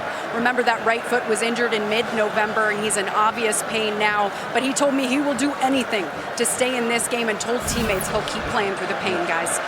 Well, he's been doing it for a while. There'll be other running backs around the country who want to hurt their right foot if they could play like he has these last many games, including the 152 and 2 touchdowns in the conference championship game against Oregon when he was limping throughout. Here's Jalen McMillan. Out to the 30-yard line, an 11-yard gain. There's Arch Manning, who's the backup to Ewers. He's been doing some throwing and stretching on the sideline. Doesn't seem to be anything wrong with Ewers. I can't imagine you'd make the quarterback change now, but Manning is the backup with the transfer to Duke from Malik Murphy. It's possible Manning would have been the backup anyway. In recent weeks, he had gained ground as the backup. Penix 9 for his last 9. He's thrown for 341. And now he takes off running again and slides with about a 6-yard gain. With his performance tonight, he's gone over 4,500 yards passing for the 2nd year in a row. The last college quarterback to do that was Patrick Mahomes. Whatever happened to him? That was back in 2015 and 16 for Texas Tech. It was like 2 MVPs ago, 2 Super Bowls ago, Baby Goat nickname delivered ago, a long time ago. What a catch, boy, this Westover. What an athlete. He grew up wanting to play basketball. That's why he didn't play football until he was a senior in high school. He decided to play football his senior year, played in only 2 games. Broke his collarbone, but he had gone to Washington's football camp prior to the year and impressed so much that he was the MVP of the camp, even though he hadn't played football since the 7th grade. Well, they invited him to come as a walk-on, and he's been a very important part of this 13-0 team. 4 catches tonight. 3rd down and inches. And Johnson got enough. It goes back to what Steve Sarkisian said, Greg. You can't get behind Washington because they just kill the clock, and they're doing it already. Yeah, and there have been a lot of comparisons over the last 4 weeks in breaking down this game of Washington's offense to TCU, Oklahoma, Houston, some of the teams that have given Texas fits. The one difference is that Washington, while utilizing tempo, doesn't live in tempo. They can mix and match and actually really play kind of slow and snap it under 10 on the play clock more often than not. Richard Newton has committed running back. He goes out in the flat. Penix looked at him for a moment, now scrambles in this direction, is on target to Odunze. To the 49-yard line. Ryan Grubb is really doing a nice job and really changing the launch point. He's mixing up some cadences, mixing up some tempo, doing the shifts that they've always done with great success, and finding some matchups on the biggest liabilities in coverage for the Texas defense. He's really calling a terrific game so far. Plays under further review. Like so many of these assistant coaches, Ryan Grubb goes back a long way with Kalen DeBoer. Let's take a look. Firm control and 1 foot down. This call should be confirmed. The question is, was it moving? Well, we shall see when we come back. Well, as you can see by the way they're lined up after the replay review, the play stands as called. It was a catch for Odunze, his 5th of the night for 93 yards. Ryan Watts came in, knocked it away. But That was the second act, as Matt Austin said. And it was well across the boundary. So now it's 2nd down and 1, 2.5 to go. Lofted for Bernard. Jeremy thrown forward by Anthony Hill. He's to the 35, and they're right on the edge of field goal range. And a great job by the right tackle, Roger Rosengarten.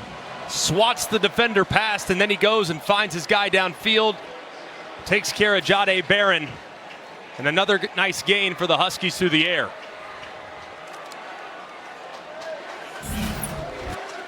Another double-digit gainer, 14 yards.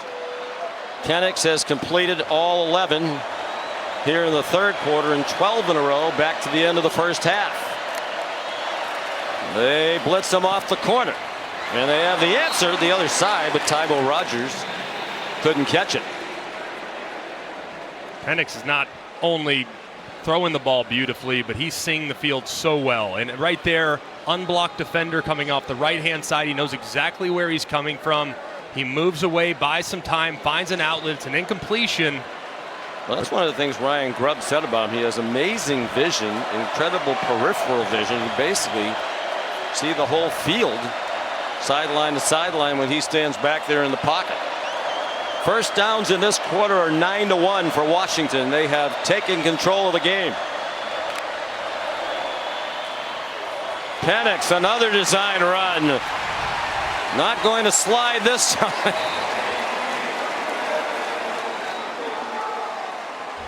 Trying to have some of the Heisman voters who didn't vote for him rethink that. And this is really nicely done and nicely designed here too. They get some movement up front. They pull Roger Rosengarten around. He gets up to the 2nd level, and Penix is out the gate. Rogers, the running back. He cut to get away from Vernon Broughton.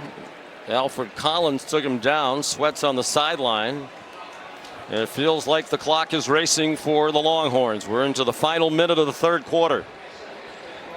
It's really feeling like Pete Kwiatkowski, the defensive coordinator for the Longhorns, he needs to kind of force the issue a little bit. He needs to call a pressure, needs to heat up Michael Penix to disrupt the rhythm, because right now Ryan Grubb, the offensive coordinator on the other side, is a step ahead. Boy, it didn't look like they were ready for it. That looked like a design play by Washington trying to catch the Longhorns off guard. Ford made the tackle on Bernard. They don't have to snap it again. 5-yard gain. Complete domination by the Huskies in the 3rd quarter. They were tied at 21 at the half. It's 31-21. Washington.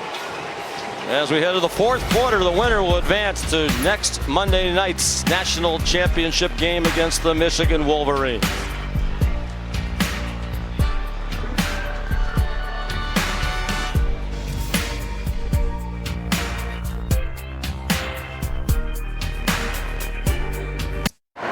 Coach, how do you hold him to 3 here?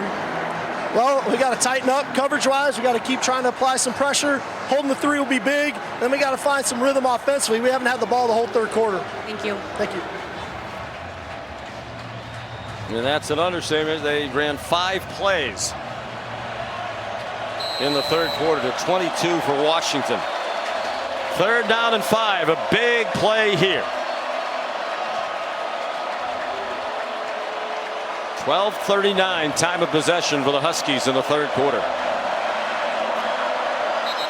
Pressure up the middle, and a whistle for a false start against Washington. Blitz. False start. Offense number 71. 5-yard penalty. 3rd down. Nate Kalepo, the left guard, with just the 2nd penalty of the night for the Huskies. They are still in field goal range.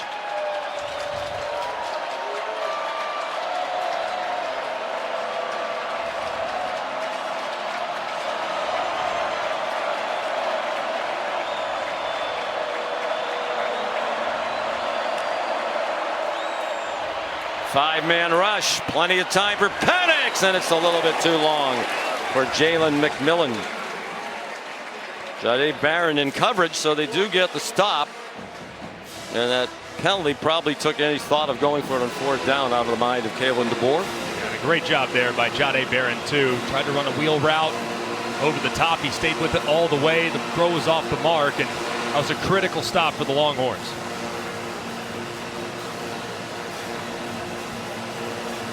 So here's Gross. 40-yard field goal try.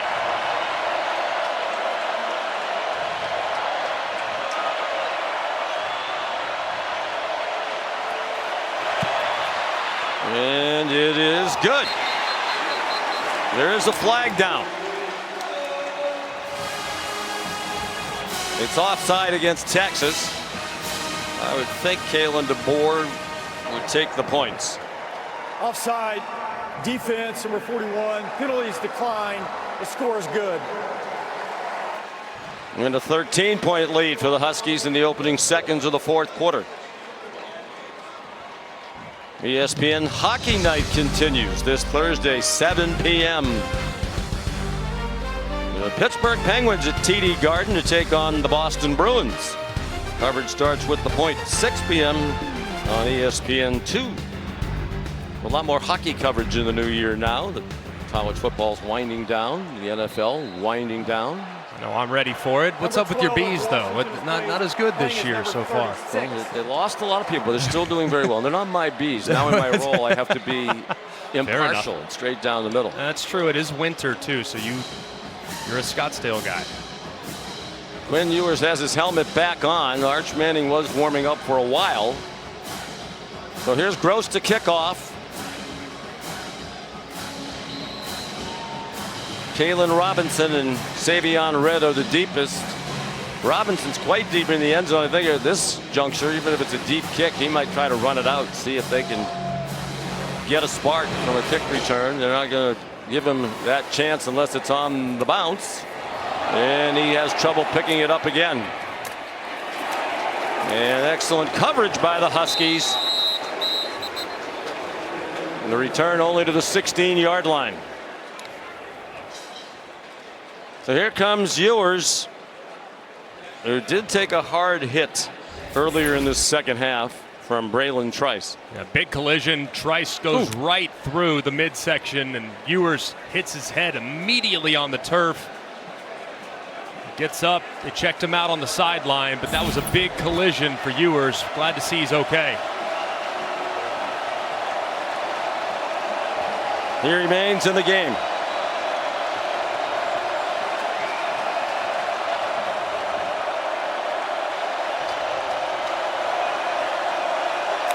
Xavier Worthy, the motion man. Jaden Blue. So the 21, here's Katie George. Yeah, guys, after that hit, Quinn Ewers spent some time with Texas's head athletic trainer on the sidelines. He pointed to the back of his head multiple times. They checked him out. He ran back and forth down the sidelines, told him he was good to go. Manning still warming up with his helmet on.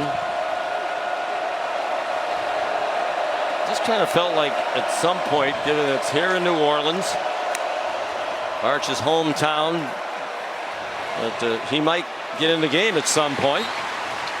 Ja'Tavion Sanders the catch. It was quite a scene here on Media Day a couple of days ago. Quinn Ewers is the starting quarterback, and he had a table and a microphone.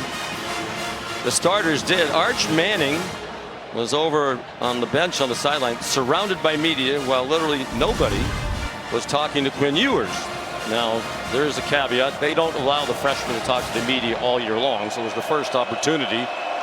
The media had to talk to Arch Manning, and obviously back here in New Orleans, a big story, his hometown.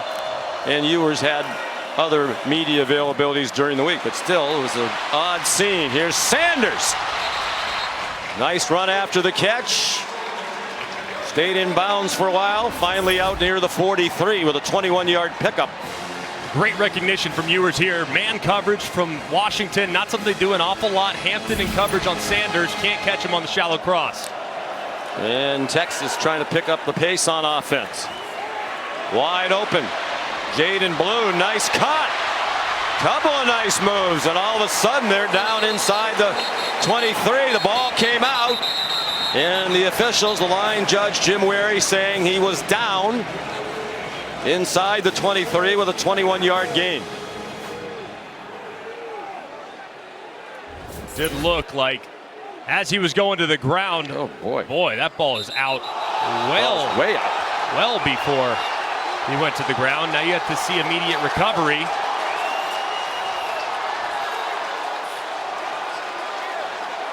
Did he get it back? Who wound up with it? Certainly looks like it's Carson Bruner that comes away with it, who was on top. Going on the field was the runner was down. The play's under further review. Timeout on the field. And a critical instant replay review for Brian Smith.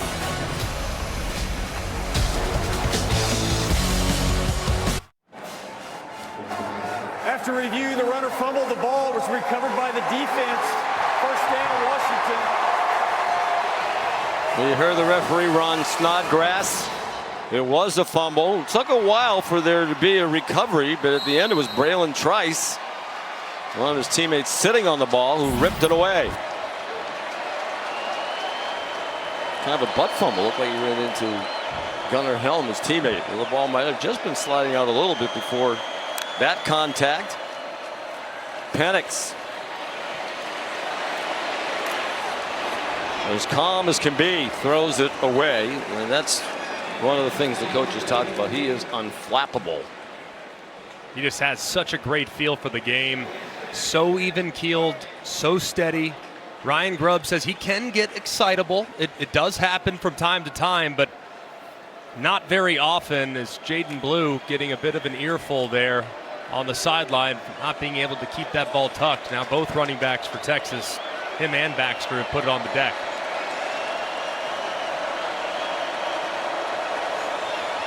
And the turnovers are 2 committed by Texas and 1 for Washington. The Huskies +1. And Penix getting greedy, has a man open. The ball's in the air forever, and it's incomplete, but there are flags. Rome Odunze the target, Terrence Brooks the coverage.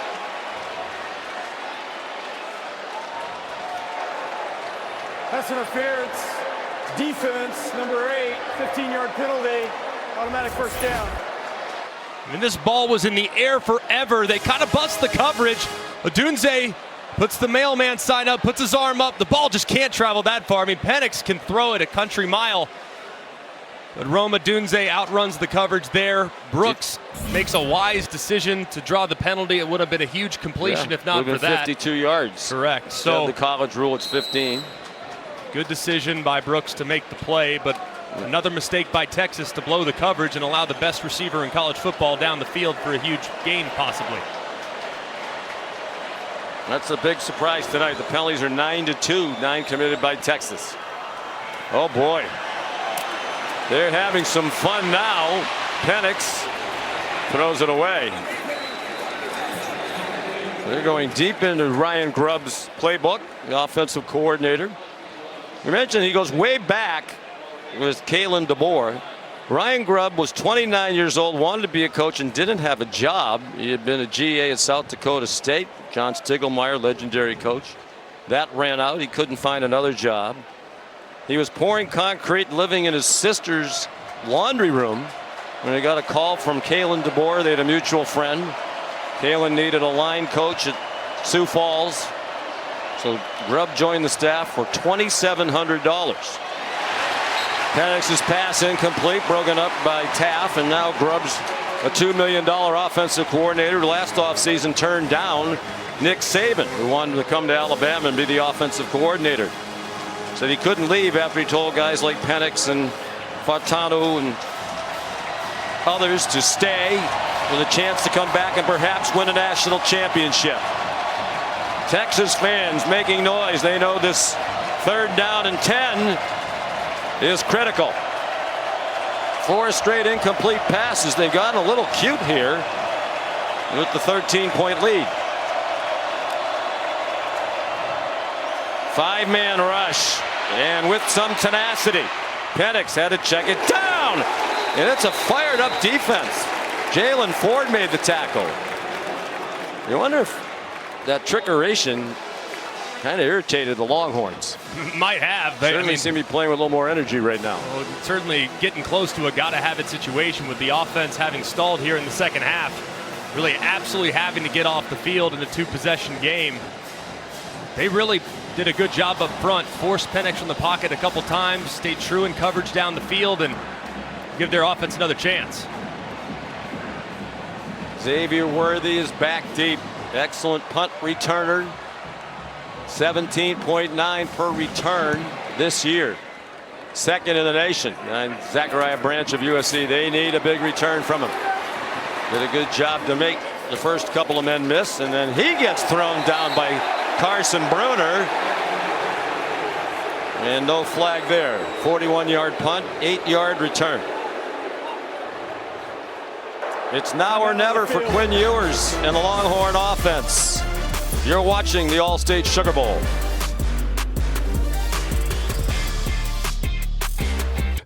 The CFP semifinal at the All-State Sugar Bowl is brought to you by Allstate. You're in good hands. Taco Bell and Capital One.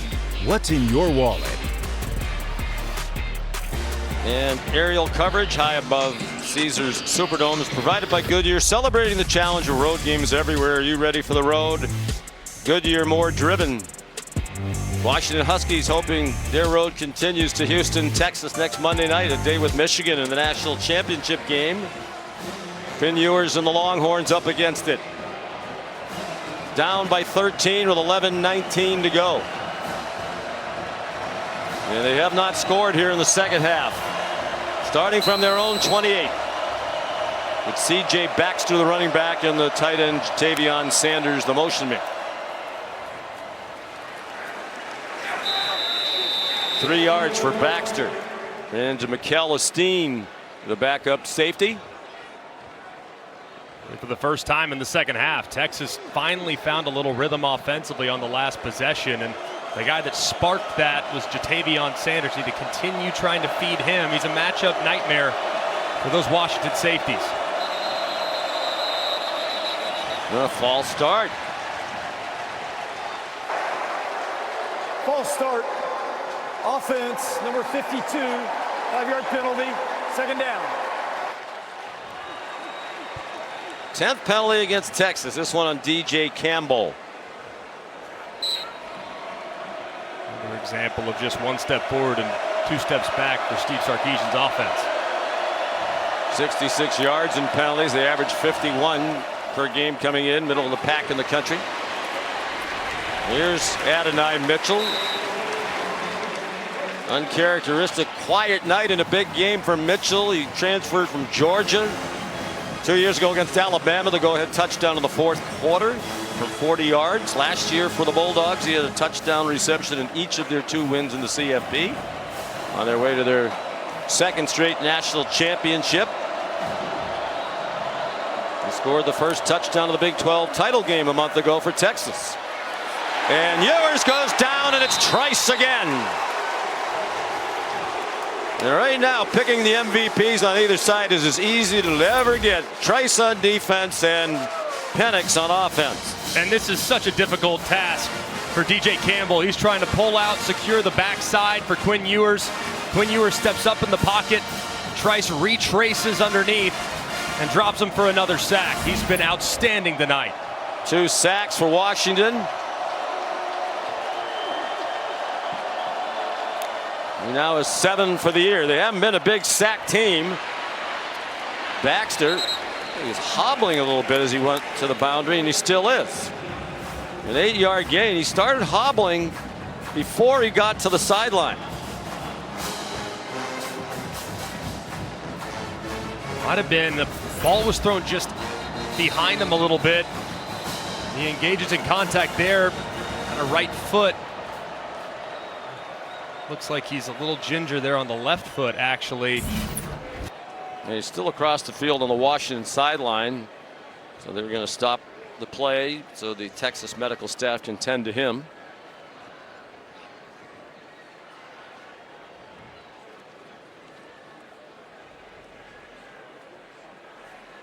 Wednesday night, 2 NBA matchups for you. ABC 8:30, the Chicago Bulls and the New York Knicks. On ESPN at 10, the Miami Heat and the Los Angeles Lakers. Lakers were just right across the street last night. Take on the New Orleans Pelicans. NBA Countdown tips off the night at 7:30 on ESPN.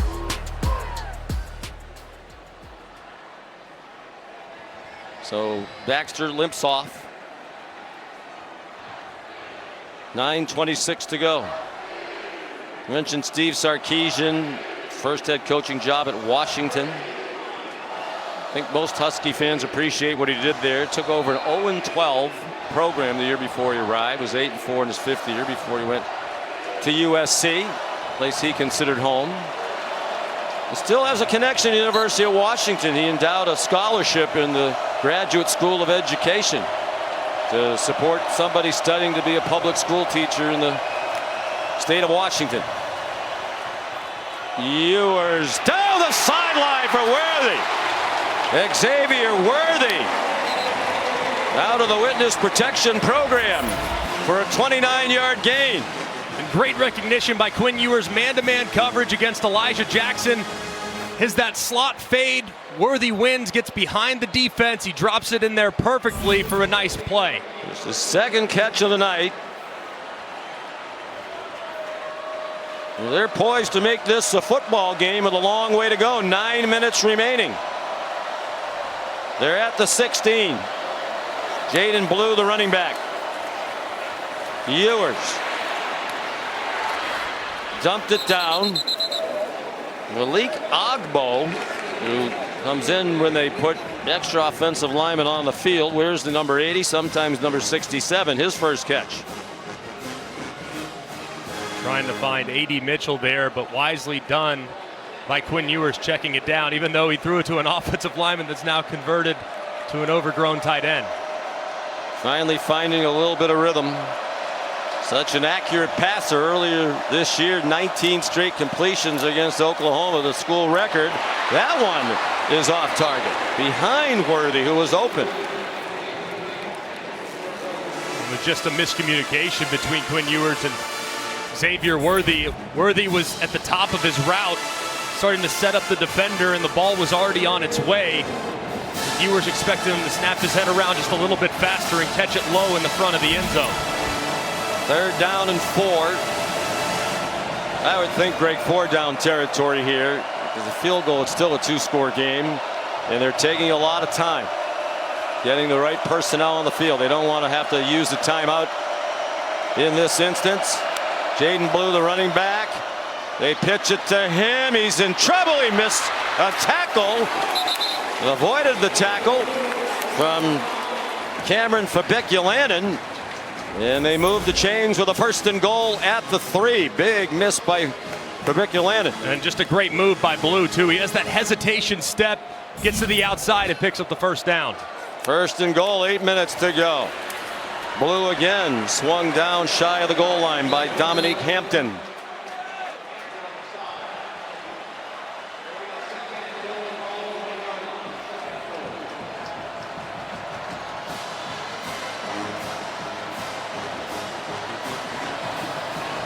C.J. Baxter back in the game after he limped off not long ago. They faked it to him, and it is caught. Adonai Mitchell with yet another catch in a college football playoff game. Looked for a moment like he might have jumped too early, but he still made the catch with Elijah Jackson in coverage. Perfectly placed football by Quinn Ewers, high into the back shoulder where his 6'4" wide receiver on the outside can go up, time it perfectly, and reel it in. Good thing he has some hang time. Terrific execution there, and a massive score for the Longhorns. It's a 1-score game, and a lot of game pressure now on the Huskies. Bert Auburn drives through the extra point. They went 72 yards in 10 plays, took 3:56 off the clock, but still nearly a full half a quarter to go. Mitchell, his 11th touchdown reception of the season, leading the Big 12. It's a 6-point game.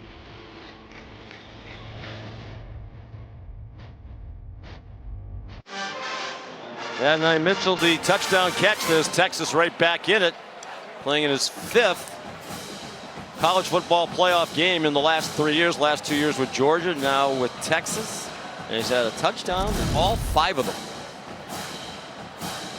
He was due, man. You'll see in a minute. He kind of called his shot there to the Texas sideline. He made an immediate impact in clutch form for Texas as well. 2nd game of the year at Alabama. He had 2 fourth-quarter touchdowns in their huge win over the Crimson Tide. Stone the touchback, and they'll start with the Huskies at the 25. And here's the 2-play sequence a moment ago. This is the play before the touchdown. A.D. Mitchell frustrated, looking over the sideline. Give me the ball. Feed me. Tapping on his chest, asking for it. Then they decide to give him a chance, and he makes the most of it by cashing in the back shoulder. Perfect throw to make this a 6-point game. He's a junior, came back to Texas in part because he's from Missouri City, wanted to be closer to family. So Penix hardly missed all night, but won for his last 5. And pressured immediately, got it off behind the line of scrimmage, and no gain on the play. Jalen Polk actually lost a half yard, and there is a flag down.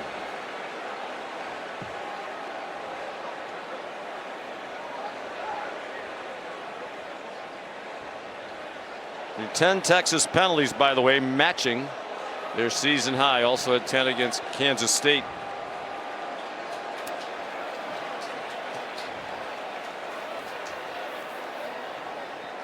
There is no foul on the play for a block in the back. 2nd down.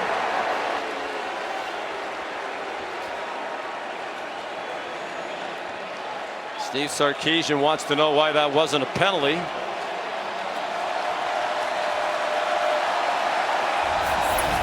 Good look. And Quentin Moore, number 88, pushes Ryan Watts right in the back on the Texas sideline. I'm surprised they didn't call a foul. After conversation, they picked it up. 2nd and 11. Penix sideline. Another catch for Westover. He's 2 yards short of the 1st down. Here comes an enormous 3rd down and 2 for Washington. Big situations like this all season long. Kalen DeBoer and Ryan Grubb and Michael Penix have looked in the direction of Rome Odunze. Big play, game on the line, critical down and distance.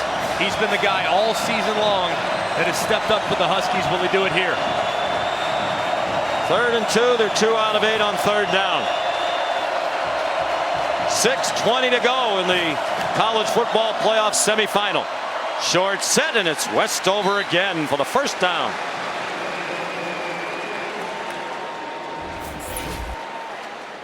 They just motion Westover over. Zone coverage by Texas. He sits it down. They see it immediately, and you can see number 6, Ryan Watts, looking up in frustration, saying, how did we not cover the tight end on a little stick route? It's such an easy pitch and catch for Michael Penix. 6 catches for Westover. His career high is 7 in their win over Utah.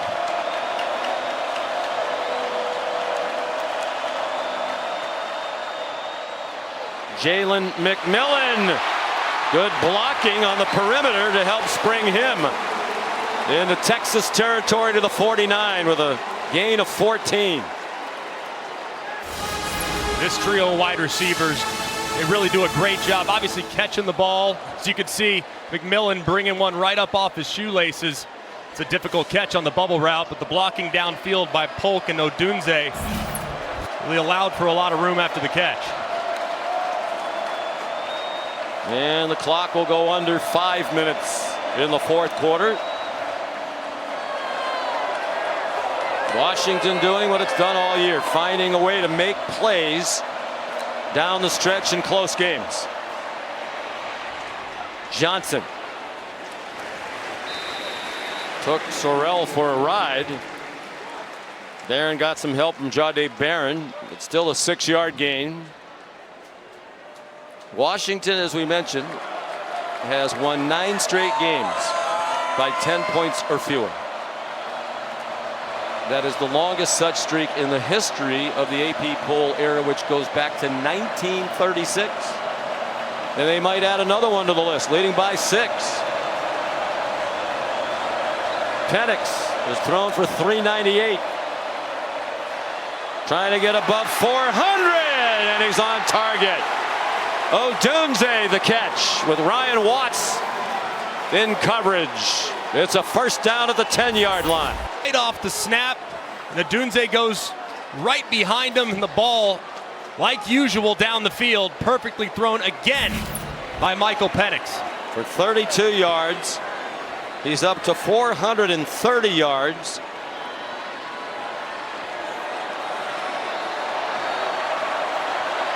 First and goal, they let the clock go all the way down. Rodgers. When you're Steve Sarkisian, when you start using the timeouts right here. Now, this is where you start to think about it for sure. They're going to run the full play clock every time. You'll be able to take at least a minute, 22 minutes off the clock on this 3-play sequence, and a field goal basically makes this thing a 2-possession game, and under 2 minutes to play, that's going to be very difficult. So I might start thinking about spending those soon.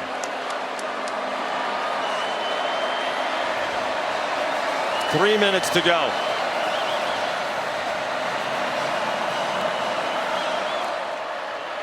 Rodgers again. And here comes the timeout as they stop him for a 2-yard loss. Sarkisian down the sideline to use the first timeout. Charge timeout, Texas, their first of the half.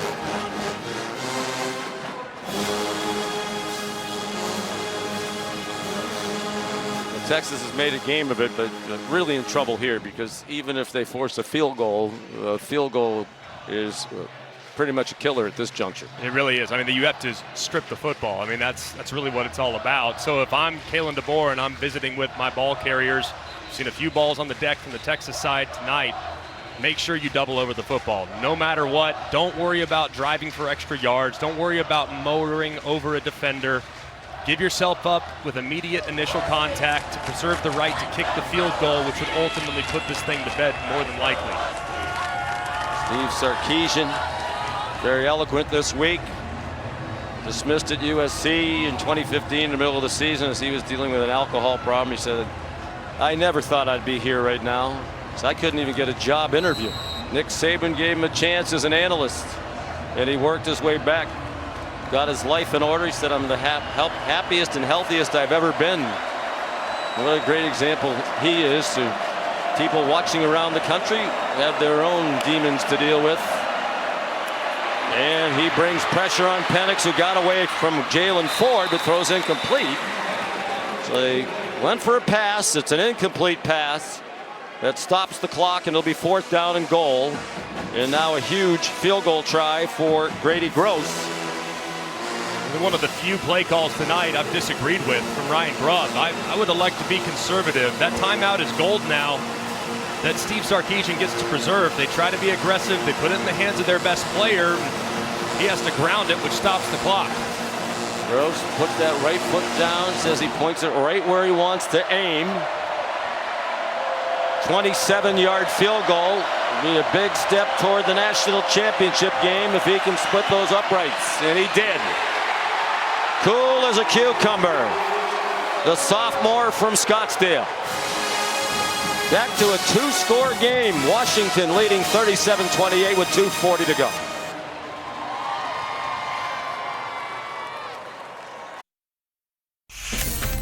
Scott Van Pelt here in the nation's capital, getting set for SportsCenter. Following this one, we'll visit with the winning head coach. Kirk Herbstreit will join us to preview the title game from the Rose Bowl. We'll talk to Blake Corum as well as Michigan knocked off Bama in a thriller. Back now to New Orleans for the finish. Texas fight, trying to get back in it. John and Greg, Happy New Year, gentlemen. Same to you, SVP. Thank you. Washington with a 2-score lead again. Jordan Whittington deepest now for Texas. A few times tonight, Gross has scripted down the field. And he does it again. Tried a number of different options. Has Texas back deepest. Whittington did well to maneuver his way to the 24. Here's tonight's Capital One rewarding performance. I don't know how you could look in any direction other than Michael Penix. I mean, he's been absolutely outstanding. Started in the first quarter with a beautiful deep B route, continued on, throwing into tight windows down the field, challenging defenders, giving his receivers chance. Continue to make plays. He's also done a great job too. I mean, it's a great pass rush from the Texas Longhorns. He's moved in the pocket, kept his eyes downfield, split the safeties there with a 100-mile-an-hour fastball right between the middle of the defense. He's been terrific, even though he cooled off a little in the second half. His fireworks in the first half gave him some breathing room.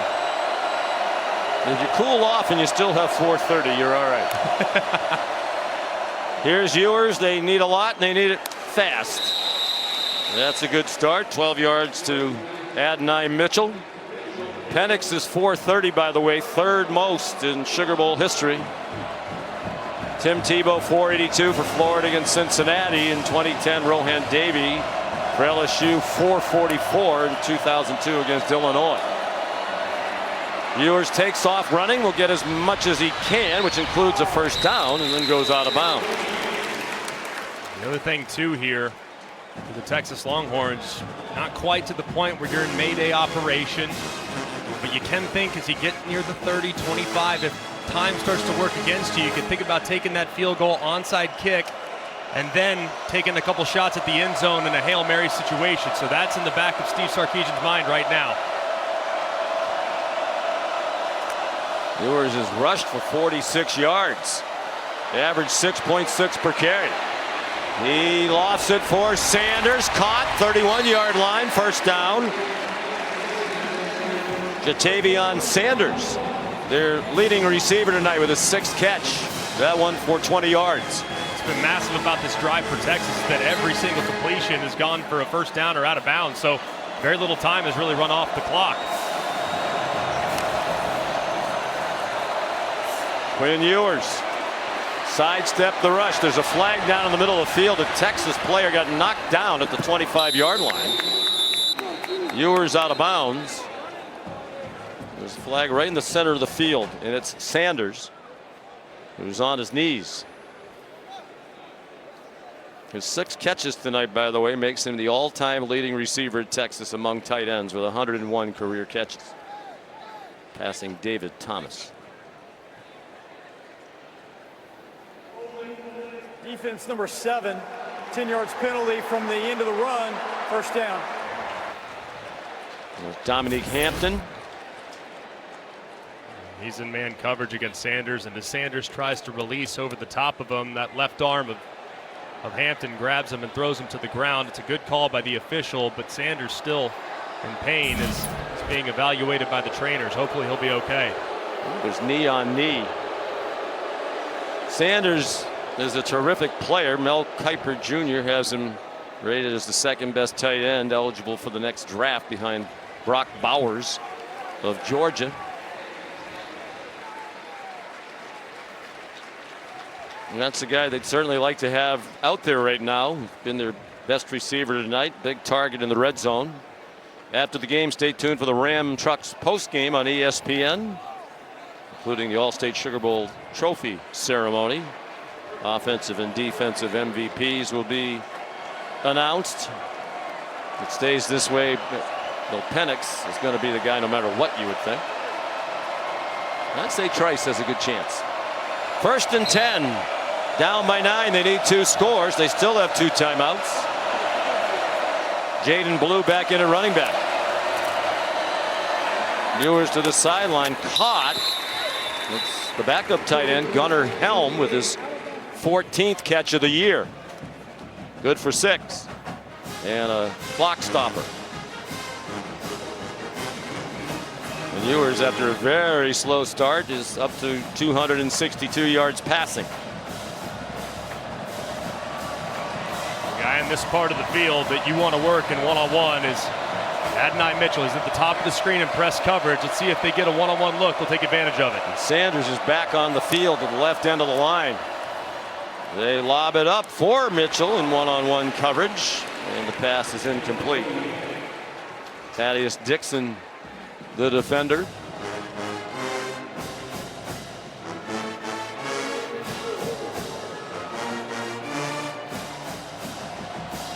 Third down and 4, minute 15 to go. And it raises the point you raised. If they don't get this, do they kick the field goal here and try for the onside kick? Sarkisian hoping he doesn't have to make that decision. Wants the touchdown right here. Ewers batted down again. And here is that decision. He doesn't hesitate. He sends the field goal team on.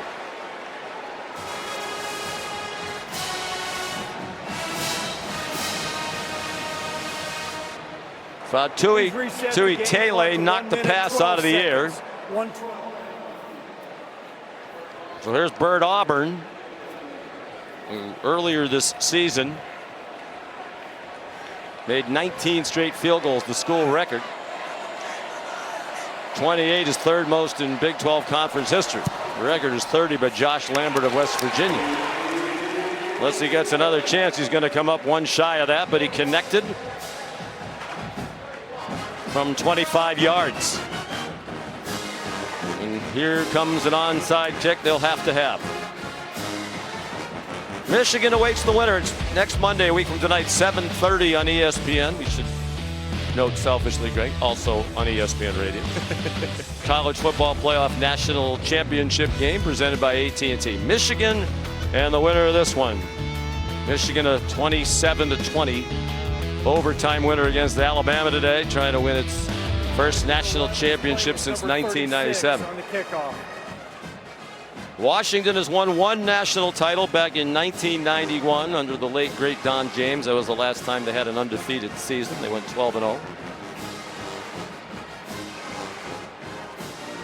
But a terrific program for a long time. For about a 3-decade stretch there, starting in the mid-70s, they were the winningest program in the pack. Just amazing what Kalen DeBoer has been able to do in such a short period of time. And in critical situations all year long, they always seem to make the play. Here, Hand's team, an operation where Texas will have 2 kickers on the field. Which direction will they go? And it'll be up to McMillan and Adunze to reel it in. Stone and Auburn are both out there. And a timeout called by Washington. Charge timeout, Washington. They're first of the half. Kalen DeBoer didn't back away from it. He told his players during the week, this is the biggest game of your life. And if you win it, you'll play in an even bigger one. He knows what it's like. Played in 4 national championship games when he was at Sioux Falls, 5 years as the head coach. His alma mater, won 3 of them, lost in the championship game once. Remarkable coach, just now getting his due at age 49.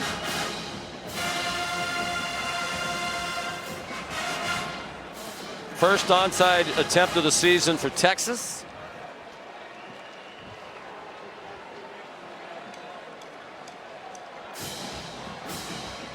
And all 11 Huskies are right up near the 45-yard line. Looks like with the way they're setting the ball on the ground, it looks like it's going to be a bit of a corkscrew onside kick where it's going to be turning sideways as opposed to up and down. Would you be tempted against this alignment to pop it over their heads and go chase it? They're not going to do it. It needs to go 10 yards. And it didn't go 10. It doesn't matter. Washington recovered it. It was Josh Cuevas, one of their backup tight ends, and that should just about put it away.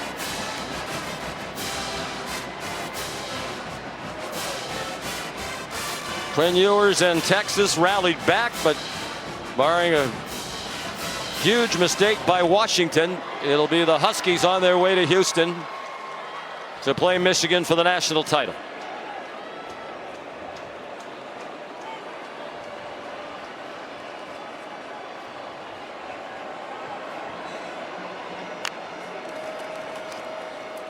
Dylan Johnson ahead for a couple. Timeout Texas, leaving the Longhorns with 1. Timeout Texas, their second. Steve Sarkisian, you got to rip the ball out. Tell him to rip the ball out, which is why if I'm Kalen DeBoer, I'm reminding Dylan Johnson or whoever the ball carrier is going to be, don't even try for extra yards. Fall down in initial contact, and if you break it, go to the ground. Give yourself up. I'm surprised they even risked the handoff. Yeah, I would just kneel on it, but got to take a couple seconds off with Texas having 2 timeouts remaining at the start of this possession. There's some question about Ewers if he'd be back next year. Steve Sarkisian said, I think he will be. Ewers told us he hadn't made up his mind, but he was leaning in the direction. I think the feeling was if he had 2 big games in the playoff, maybe he'd go. I would think after tonight, it's much more likely he'll be back. Johnson again in the last Texas timeout with 1:02.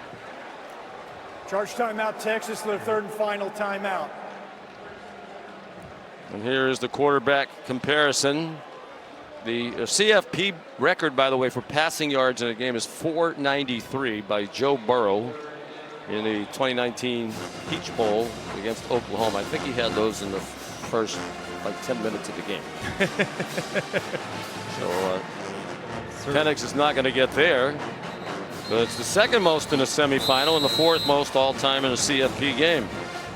Just a terrific night all around, and a couple snaps away and 1 first down from being able to kneel on this thing in the best formation in football, victory formation. Are you surprised Mel has him ranked as only the 5th best quarterback I think in the draft? that thing might need some tweaking as we move closer to the draft in April. His parents looking on. Michael and Takesha, Penix, Mark They've been Williams. through a lot, haven't they? With all those injuries at Indiana. They put their faith in Kalen DeBoer. DeBoer was on the job for 9 days when he brought Penix in out of the transfer portal. He said it's the most important thing that happened to execute this turnaround. Michael knew the offense. The off-season workouts where it was players only, and he basically told them, here's how we run the offense. He's done a great job of explaining it, that's for sure. And Royan Johnson on that last carry, now writhing in pain on the ground. this is potentially huge too, because that clock was going to go all the way under 20 seconds, probably closer to 15 seconds, but now the clock is stopped as a result of an injured player. Texas has declined the option of a 10-second runoff due to the player injury. The clock will start on the snap. Probably the easiest decision that Steve Sarkisian has had to make. It's Alfred Collins on the tackle. And as Molly reported, he's had a foot injury for a while and has played with distinction through it. This now, though, the injury, I mean, saving potentially around 32 seconds of game clock. This thing is now very much up in the air. I mean, Texas is going to likely have terrible field position after the punt. But either way, they actually have a chance now as opposed to what it was a moment ago.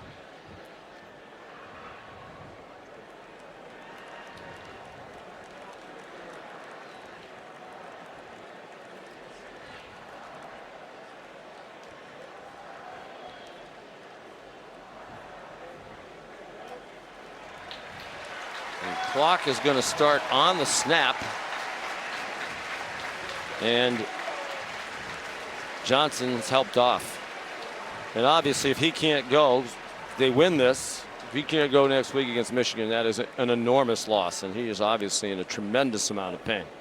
Yeah, hopefully he's okay. I mean, he's been a Warrior all season long, has been so tough, battling back from injury last year after the transfer, and as you can see, in a ton of pain right now as he's helped off to the sideline. And if you're Texas, over from Mississippi State, wanted to be a more complete back there in the Mike Leach offense. He was more of a pass catcher. So they're going to have to punt it. Got to think Texas is going to come after this one. Game clock operator, please reset the game clock to 50 seconds. 5-0. They blocked punts this year. Remember, they blocked a punt for a touchdown against Oklahoma.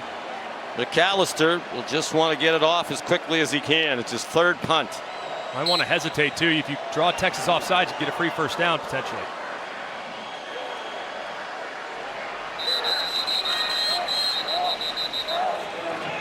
And a false start. Jordan Whittington is the deep man. False start. Offense number 54, 5-yard penalty, 4th down. Now, I'm surprised by that. Worthy is one of the best punt returners in the country. Wonder if there's something wrong with him. Whittington had returned 1 punt all year. And probably surmising that they wouldn't punt it to Worthy and give him a chance. He gets it off. Whittington almost interfered with. He was interference on the fair catch against Washington. It was the snapper Jaden Green who got down there quickly and got too close. Wow. What a turn of events these last couple moments. I mean, now they're going to get the ball near the 30-yard line. They're going to have plenty of time to get within striking distance of a Hail Mary. Kick catch interference. Kicking team number 89, 15-yard penalty, 1st down. That's a big one. 15 will get him out around the 30-yard line, as Greg said. No question about the call. He actually grazed him. Just a big mistake there. I mean, really everything in the last couple moments has not been good. But if you're Quinn Ewers, you got to get the drive started. You got to work the boundary. Everything has to go beyond the line to gain. And in the event in which you're stopped short, you got to have a play ready, a fastball ready to snap it as fast as humanly possible.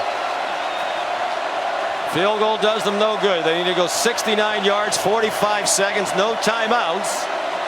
Bear in mind, Washington, statistically one of the worst pass defenses in the country in the regular season. The throw too quick. Sanders hadn't turned to see the ball. Washington was 119th in the nation in pass defense during the year. Again, the coaches say a lot of that's because they were ahead so often throughout the year, and the other team kept throwing the ball, trying to get back into the game. They're going to put up some numbers. A lot of teams would opt to play prevent defense here, but Washington a little more aggressive. Their defensive backs are a little bit closer, forcing the issue and trying to disrupt the timing of the Texas release. Down the middle again. Sanders didn't seem to know that the ball was coming in his direction. Dominique Hampton was running in coverage.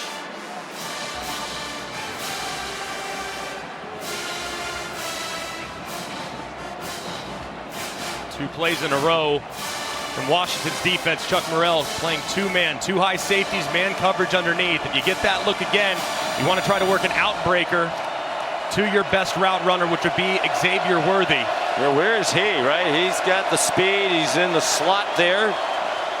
Out to the right. Closest to the line in the 3 receivers to the right. Ewers lofts it up. There's single coverage, and it's caught! Jordan Whittington with Jabbar Muhammad in single coverage. 30 seconds to go. There to the Washington 28. What a catch by Whittington, and how about the throw from Ewers? Need to go quickly here. No timeouts. The clock's running. They're down by 6. 25 seconds to go. To the end zone and incomplete. Looking for Adonai Mitchell with Muhammad in coverage again. And Muhammad's slow to get up. And they're going to stop the play for him. He's an excellent cover corner. Timeout. Defensive injury.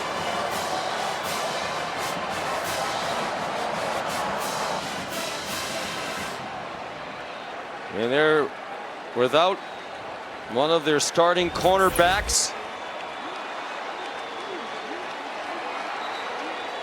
Quinn Ewers trying to take advantage of the significant mismatch that is A.D. Mitchell against the 5'10". Muhammad lands awkwardly on that shoulder, and hopefully he'll be okay. Timeout Washington on their heels. Charge timeout Washington. Their second. 30-second timeout. What a turn of events. And So unfortunate for Kalen DeBoer in Washington. Dylan Johnson gets hurt and the clock stops. Texas 1-42 and trailing by 13 or more in the fourth quarter. Down by 13. That one win was in 2020 against Texas Tech. A moment ago, Texas opted to try to basically create double coverage on their two best weapons, but we told you in the beginning of the show, can't forget about Jordan Whittington. He's in one-on-one. He goes up, times the play perfectly, wins that matchup, and gives Texas a chance here right outside the red zone. So no Jabbar Muhammad. 20 seconds to go. 2nd and 10. They're on the 28. They have not led tonight. Trying to take the lead in the final seconds. To the sideline. Caught by Blue. They're going to mark it in bounds at the 12-yard line. Nifty over-the-shoulder catch for 16 yards. Was he in? Oh, I don't know. Very close. Looked like a bit of a bobble there. He has it, but does he have firm control at that point? Wow, is that a close call? Very close. Surprised they don't stop it. Now they're going to. Center judge came flying in. Brian Banks. Ruling on the field was a completed pass. It plays under further review. Did he just lose control of it for a split second to gather it back in? Right there. Did both hands come off the ball? It's called on the field as a catch, so it has to be indisputable. Right there, you know, he's a foot in. Let's bring in Matt Austin. Matt, it's a tough call, and it's one of the biggest calls of the season in college football. It is, and it's extremely subjective. He gets the ball in his fingertips, and afterwards the ball really doesn't move a lot. I think they're going to let this call stand. It's a great effort there by Blue, and having the understanding. He dropped one earlier on a very similar play. This time it was a more difficult catch. He's somehow able to reel it in by the tips of his fingers and drop that foot in bounds. Well, it's a huge call. If it stands, it's going to be 1st and 10 at the 12-yard line with 15 seconds to go. If not, they'll bring it back out to the 28-yard line.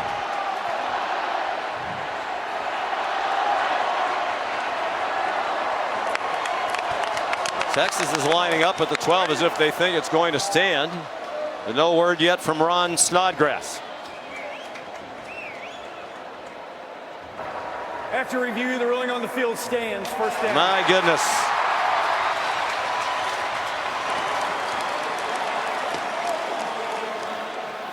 First and 10 at the 12 with 15 seconds to go. And you look at this play right here. Best receivers out here. I'd go double post. I'd go Worthy on the outside and hit A.D. Mitchell on a post. Timeout right Washington. Jabbar Muhammad is back in, number 1 on the bottom of your screen. He was lined up, Bob, and said A.D. Mitchell. And that's a big boost to the Washington defense. Unbelievable. You know, the first 8 years of the college football playoff, the semifinals were very one-sided, decided by an average of 21.5 points per game. The last 2 years, these semifinals have been tremendous. Hard to imagine about 10 minutes ago in real time that we'd be watching this right now. Yeah, I mean, even 3-4 minutes ago, it's pretty remarkable what went down and what it took to get into this position. You have an injury to a Washington player that allows the clock to stop. It forces Washington to call a timeout, which saves about 35 or 40 seconds for the Texas Longhorns. They would have had 15 seconds way deep in their own end. They have the running into and the interference on the kick-catch interference, and it was a huge problem. But a similar formation for Texas and one they were just in. I think you're going to see a double post move right here. Worthy will grab, and then Adonai Mitchell will be on the outside. Ewers dumps it off in the flat to Blue. Wow. Strange play. You run the risk. I mean, if he gets tackled in bounds, it's ball game over. Season over. Got to look in the direction of A.D. Mitchell.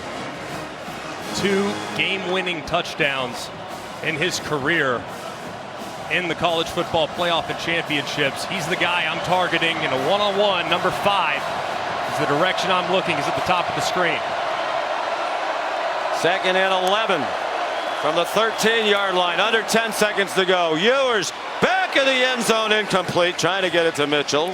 Uncatchable over his head. And now perhaps time for just one more play. 2 if it's quick.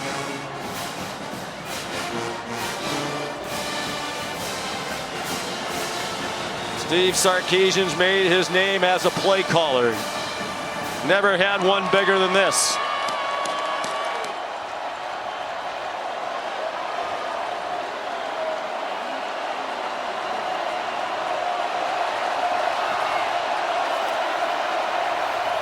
They move the tight end Sanders close to the line at the right end. He's had a huge night. He's a big target in the end zone. Ewers in trouble and just didn't get it off. Mish Powell came on a blitz. The clock is at all zeros. Is that the last play? The players don't think so. Neither team has come out onto the field.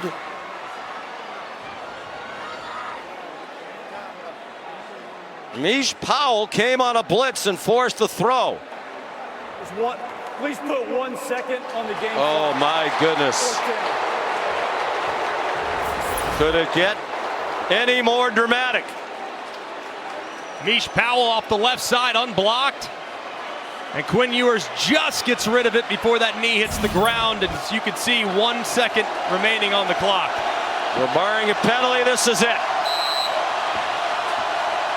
Texas trailing all night long. One last chance to advance to the national championship game. Ewers lobs it up, and it is incomplete. Intended for Mitchell. Elijah Jackson had the coverage. Washington hangs on and wins the All-State Sugar Bowl in the college football playoff semifinal.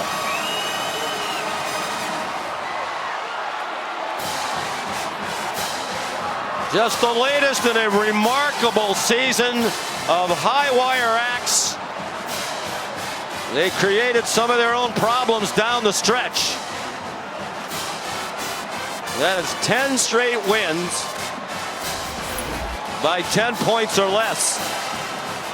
Just a terrific play by Elijah Jackson.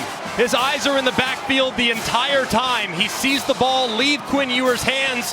He tracks it the whole way. He times his jump perfectly and swats it away to secure the victory.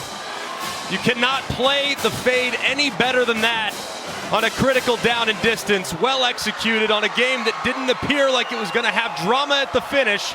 It delivers with a terrific, terrific play defensively. And the defensive coaches told us during the week, yeah, we've given up some yards, but when they've needed the defense to make a big play all season long, the defense has made a big play. And none bigger than that one by Elijah Jackson. Here's Molly with Kalen DeBoer. Coach, that was a close one. What was going through you during that final play of the game? You know, you just got to move on when tough breaks come your way, and we talk about it all the time, and not letting negative thoughts, get in your head. And so I'm just really proud of the way the guys, are out there just battling, focus on the next play, being in the moment, and playing and not having any regrets. Your defense told us this week they felt like their toughness and their physicality was questioned. What kind of statement did that group make here tonight? Yeah, I thought they played a really good game. There was times when they ran the ball here and there, but it was hard for them to put drives together and just have some continuity. Got off the field. We won the time of possession pretty handily, both sides doing a good job to just control the game. Obviously, it came down closer than probably what I would thought it should have based on how we played, but it is what it is. Your quarterback, Michael Penix, with 430 passing yards, he came back for this moment. What kind of inspired performance did you see from him? The guy was on a mission. He was on a mission. The last month, just since the Pac-12 championship, realizing that it's right there in front of us, right there in front of him, maybe even being number 2 in the whole voting thing, and some of that put a chip on his shoulder too. But our team just in general, want to just go out there and continue to prove that we got a great football team. And, we deserve and we earned it. That's what I'd say about how we played, and I love them. Your running back, Dylan Johnson, with an injury there at the end of the game. What can you tell us about him and how that may affect next week? Yeah, I don't even know the severity. Obviously, he looked like he was in a lot of pain. We were kind of focused on the situation and the unfortunate piece with that, with the guy going down in the clock situation. But, he's a huge part of this team. And so, obviously, looks like he's hurt pretty good. But, we got to pick it up for him if that's what it is. All right, thank you, Coach. Congratulations. We'll see you in Houston. Yeah, thank you. Katie. Thanks, Molly. Michael, first and foremost, congratulations. What was going through your mind as you were watching your defense make that final stop? And just continue to believe, man. Obviously it wasn't pretty. The defense, they hold themselves to a high standard, and they hold themselves accountable in every situation. So they wouldn't have wanted to be that close, but, as a whole team, on the sideline, just everybody believing, everybody just trusting that they were going to come up with that big-time stop. They done it all throughout the year. So, man, it was great, man. It was amazing. Overall, it was a brilliant team performance tonight. Why is it that every time you and your teammates step between these lines, you deliver? Man, just because our bond, man, the love that we have for one another, man, and, just everything we've been through, all the off-season stuff that we've been through, and, we just found ways to overcome and always battle to find a way to win, and that's what it was about today. We just played a great team, and, finding a way to win, that's what we've been doing all year, and, this is a great one, though. It seemed like you were in a great rhythm all evening long. What do you attribute that to?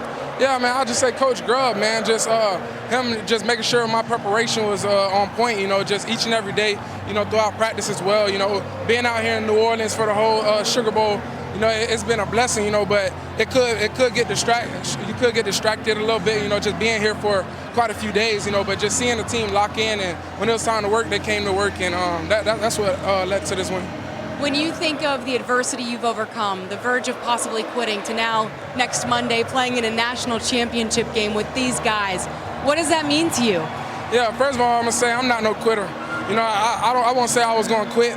It did get hard for me at times, but I had to lean on the ones that I love the most, man. But it means a lot, to be here. I'm super blessed, and I got to thank the man above. I got to thank God for everything that he's put me through to get to this point, man. It's been a blessing, and I've been enjoying the journey. Congratulations, enjoy. All right, thank you. Dade City, Tampa, Florida, we up. Hey, free Julian. I remember you. I ain't forget about you, brother. Love y'all. Sean. He just made somebody back in Tampa very happy. It's the Ram Trucks post game as we put an exclamation point on this phenomenal day of college football, the 10-year history of the CFP. Heard Reese Davis say on game day this morning that this day, these two matchups in the semifinal look like the most even matchups. Yeah. And boy, did it live up to that. And this one, Washington, when you have the kind of season they have, every game is close. It finds a way to get close. To have one of your own players get hurt, to stop the clock, to put you in that situation where you're just hanging on for dear life. Kind of the way their season's gone, but they always win. They always find a way. It's the most remarkable thing. You watch them offensively, defensively, when someone has to make a play, whether it's a 4th and 1 reverse to Rome Odunze, whether it's a back shoulder throw against Oregon State to Rome Odunze on 3rd and 3 in wet weather, whether it's a great PBU by Elijah Jackson with the game on the line and the championship on the line potentially, they find a way. It's a resilient group that does have a flair for the dramatic, but at the same time, man, they've earned every single thing they've gotten this year, and they're going to be a great possible champion if they can get it done a week from now. Kalen DeBoer just looks remarkably calm through all of it. Oh, yeah, that happened. We won. We'll keep going. Well, it's a lot. And he came out firing, didn't he? Right out of the gate. 77-yard completion to Jalen Polk on the first series of the game for Washington. Yeah, and it really was taking advantage of the safeties all day long for Texas. And I thought Penix did a great job moving in the pocket, did a great job of identifying where the fastball. They're splitting the safeties for a big touchdown there early in the second half. Just a terrific performance from start to finish from the Heisman runner-up. 4th highest passing yardage total in a college football playoff game. His 430 tonight. That's the way he started the season. He opened the season with 3 straight 400-yard-plus games. Hoping for another one. He'll play one more against Michigan next Monday night in Houston for the national championship. Kalen DeBoer knows what it's like to play for a national title. He won 3 of them at the NAIA level. Bigger stage next Monday. Back with more from New Orleans right after this.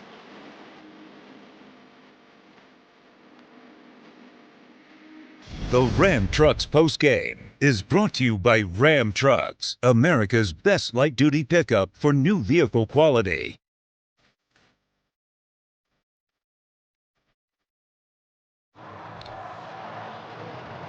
Welcome back to the Ram Trucks postgame from Caesars Superdome in New Orleans. Washington a winner. They're 14-0 and on to the national title game. Time for the trophy presentation. Here's Molly. Happy New Year, everyone, and welcome to the All-State Sugar Bowl Trophy ceremony. First, I want to congratulate both teams on their historic seasons and making it this far to the college football playoff semifinal. I would also like to introduce the chairman, CEO, and president of All-State, Tom Wilson, and the president of the All-State Sugar Bowl, Richard Breedy. Richard? On behalf of the All-State Sugar Bowl and the college football playoff, I want to congratulate both teams on an outstanding game and a wonderful season. But now, on behalf of the college playoff semifinal and the All-State Sugar Bowl, it's time to present the All-State Sugar Bowl trophy to Coach DeBoer and the Washington Huskies.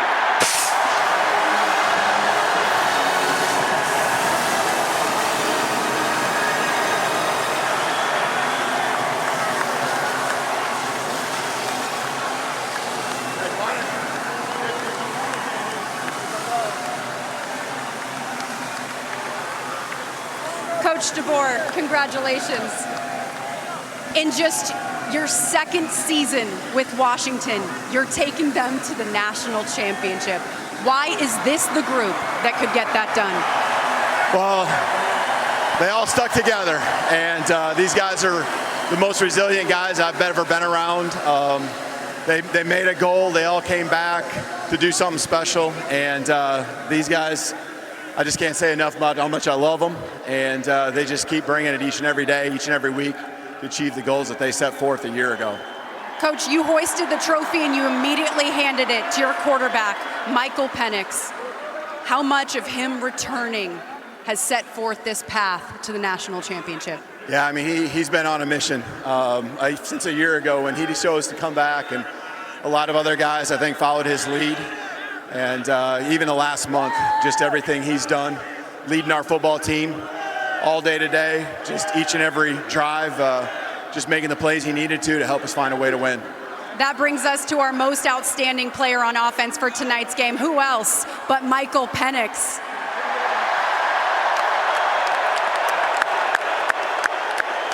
Michael, 430 passing yards in this game. You told us earlier this week, I've yet to play my best game as a Husky. Was tonight it? No, we got one more to go. We got one more to go. Michael, when you decided to return for a 6th season, could you ever have imagined this, and why? Man, definitely, man. That's definitely the biggest reason we came back. You know, I said it before the season started. You know, our goal was to win a national championship, and now we got the opportunity, we got the shot to do it. So, man, Husky Nation, stand up, man. We going to the Natty, man. Let's go.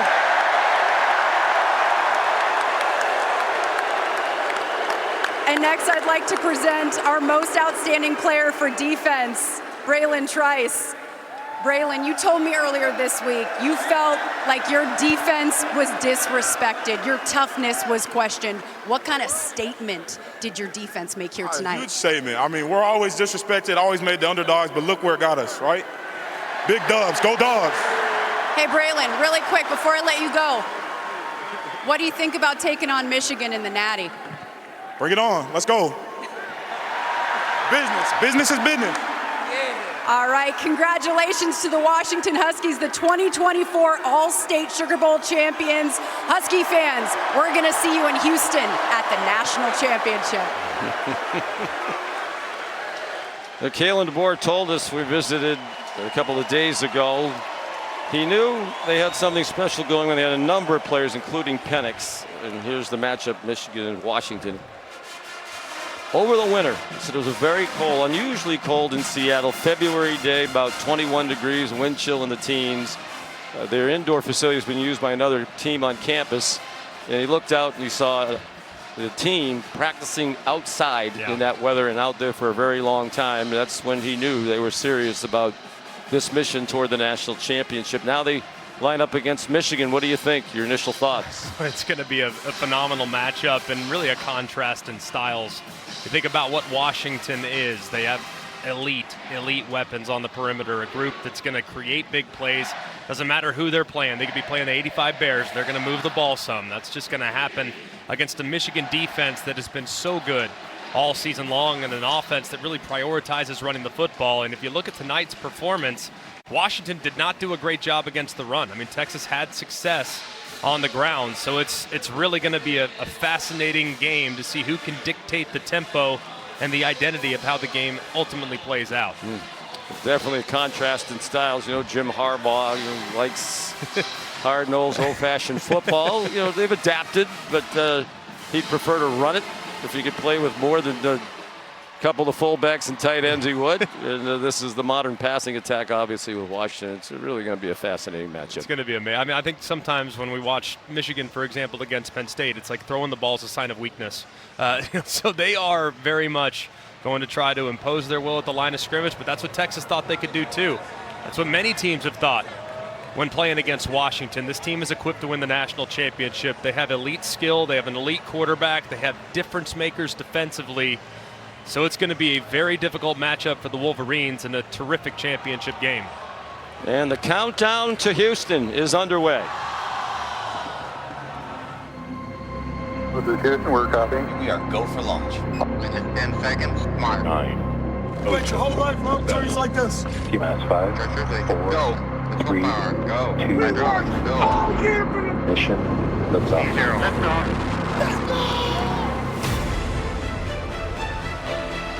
Live from Houston on ESPN. 1 week from tonight, 7:30 Eastern Time. Michigan and Washington for the national championship. Interesting to see if the Huskies are the underdog again, despite 21 straight wins.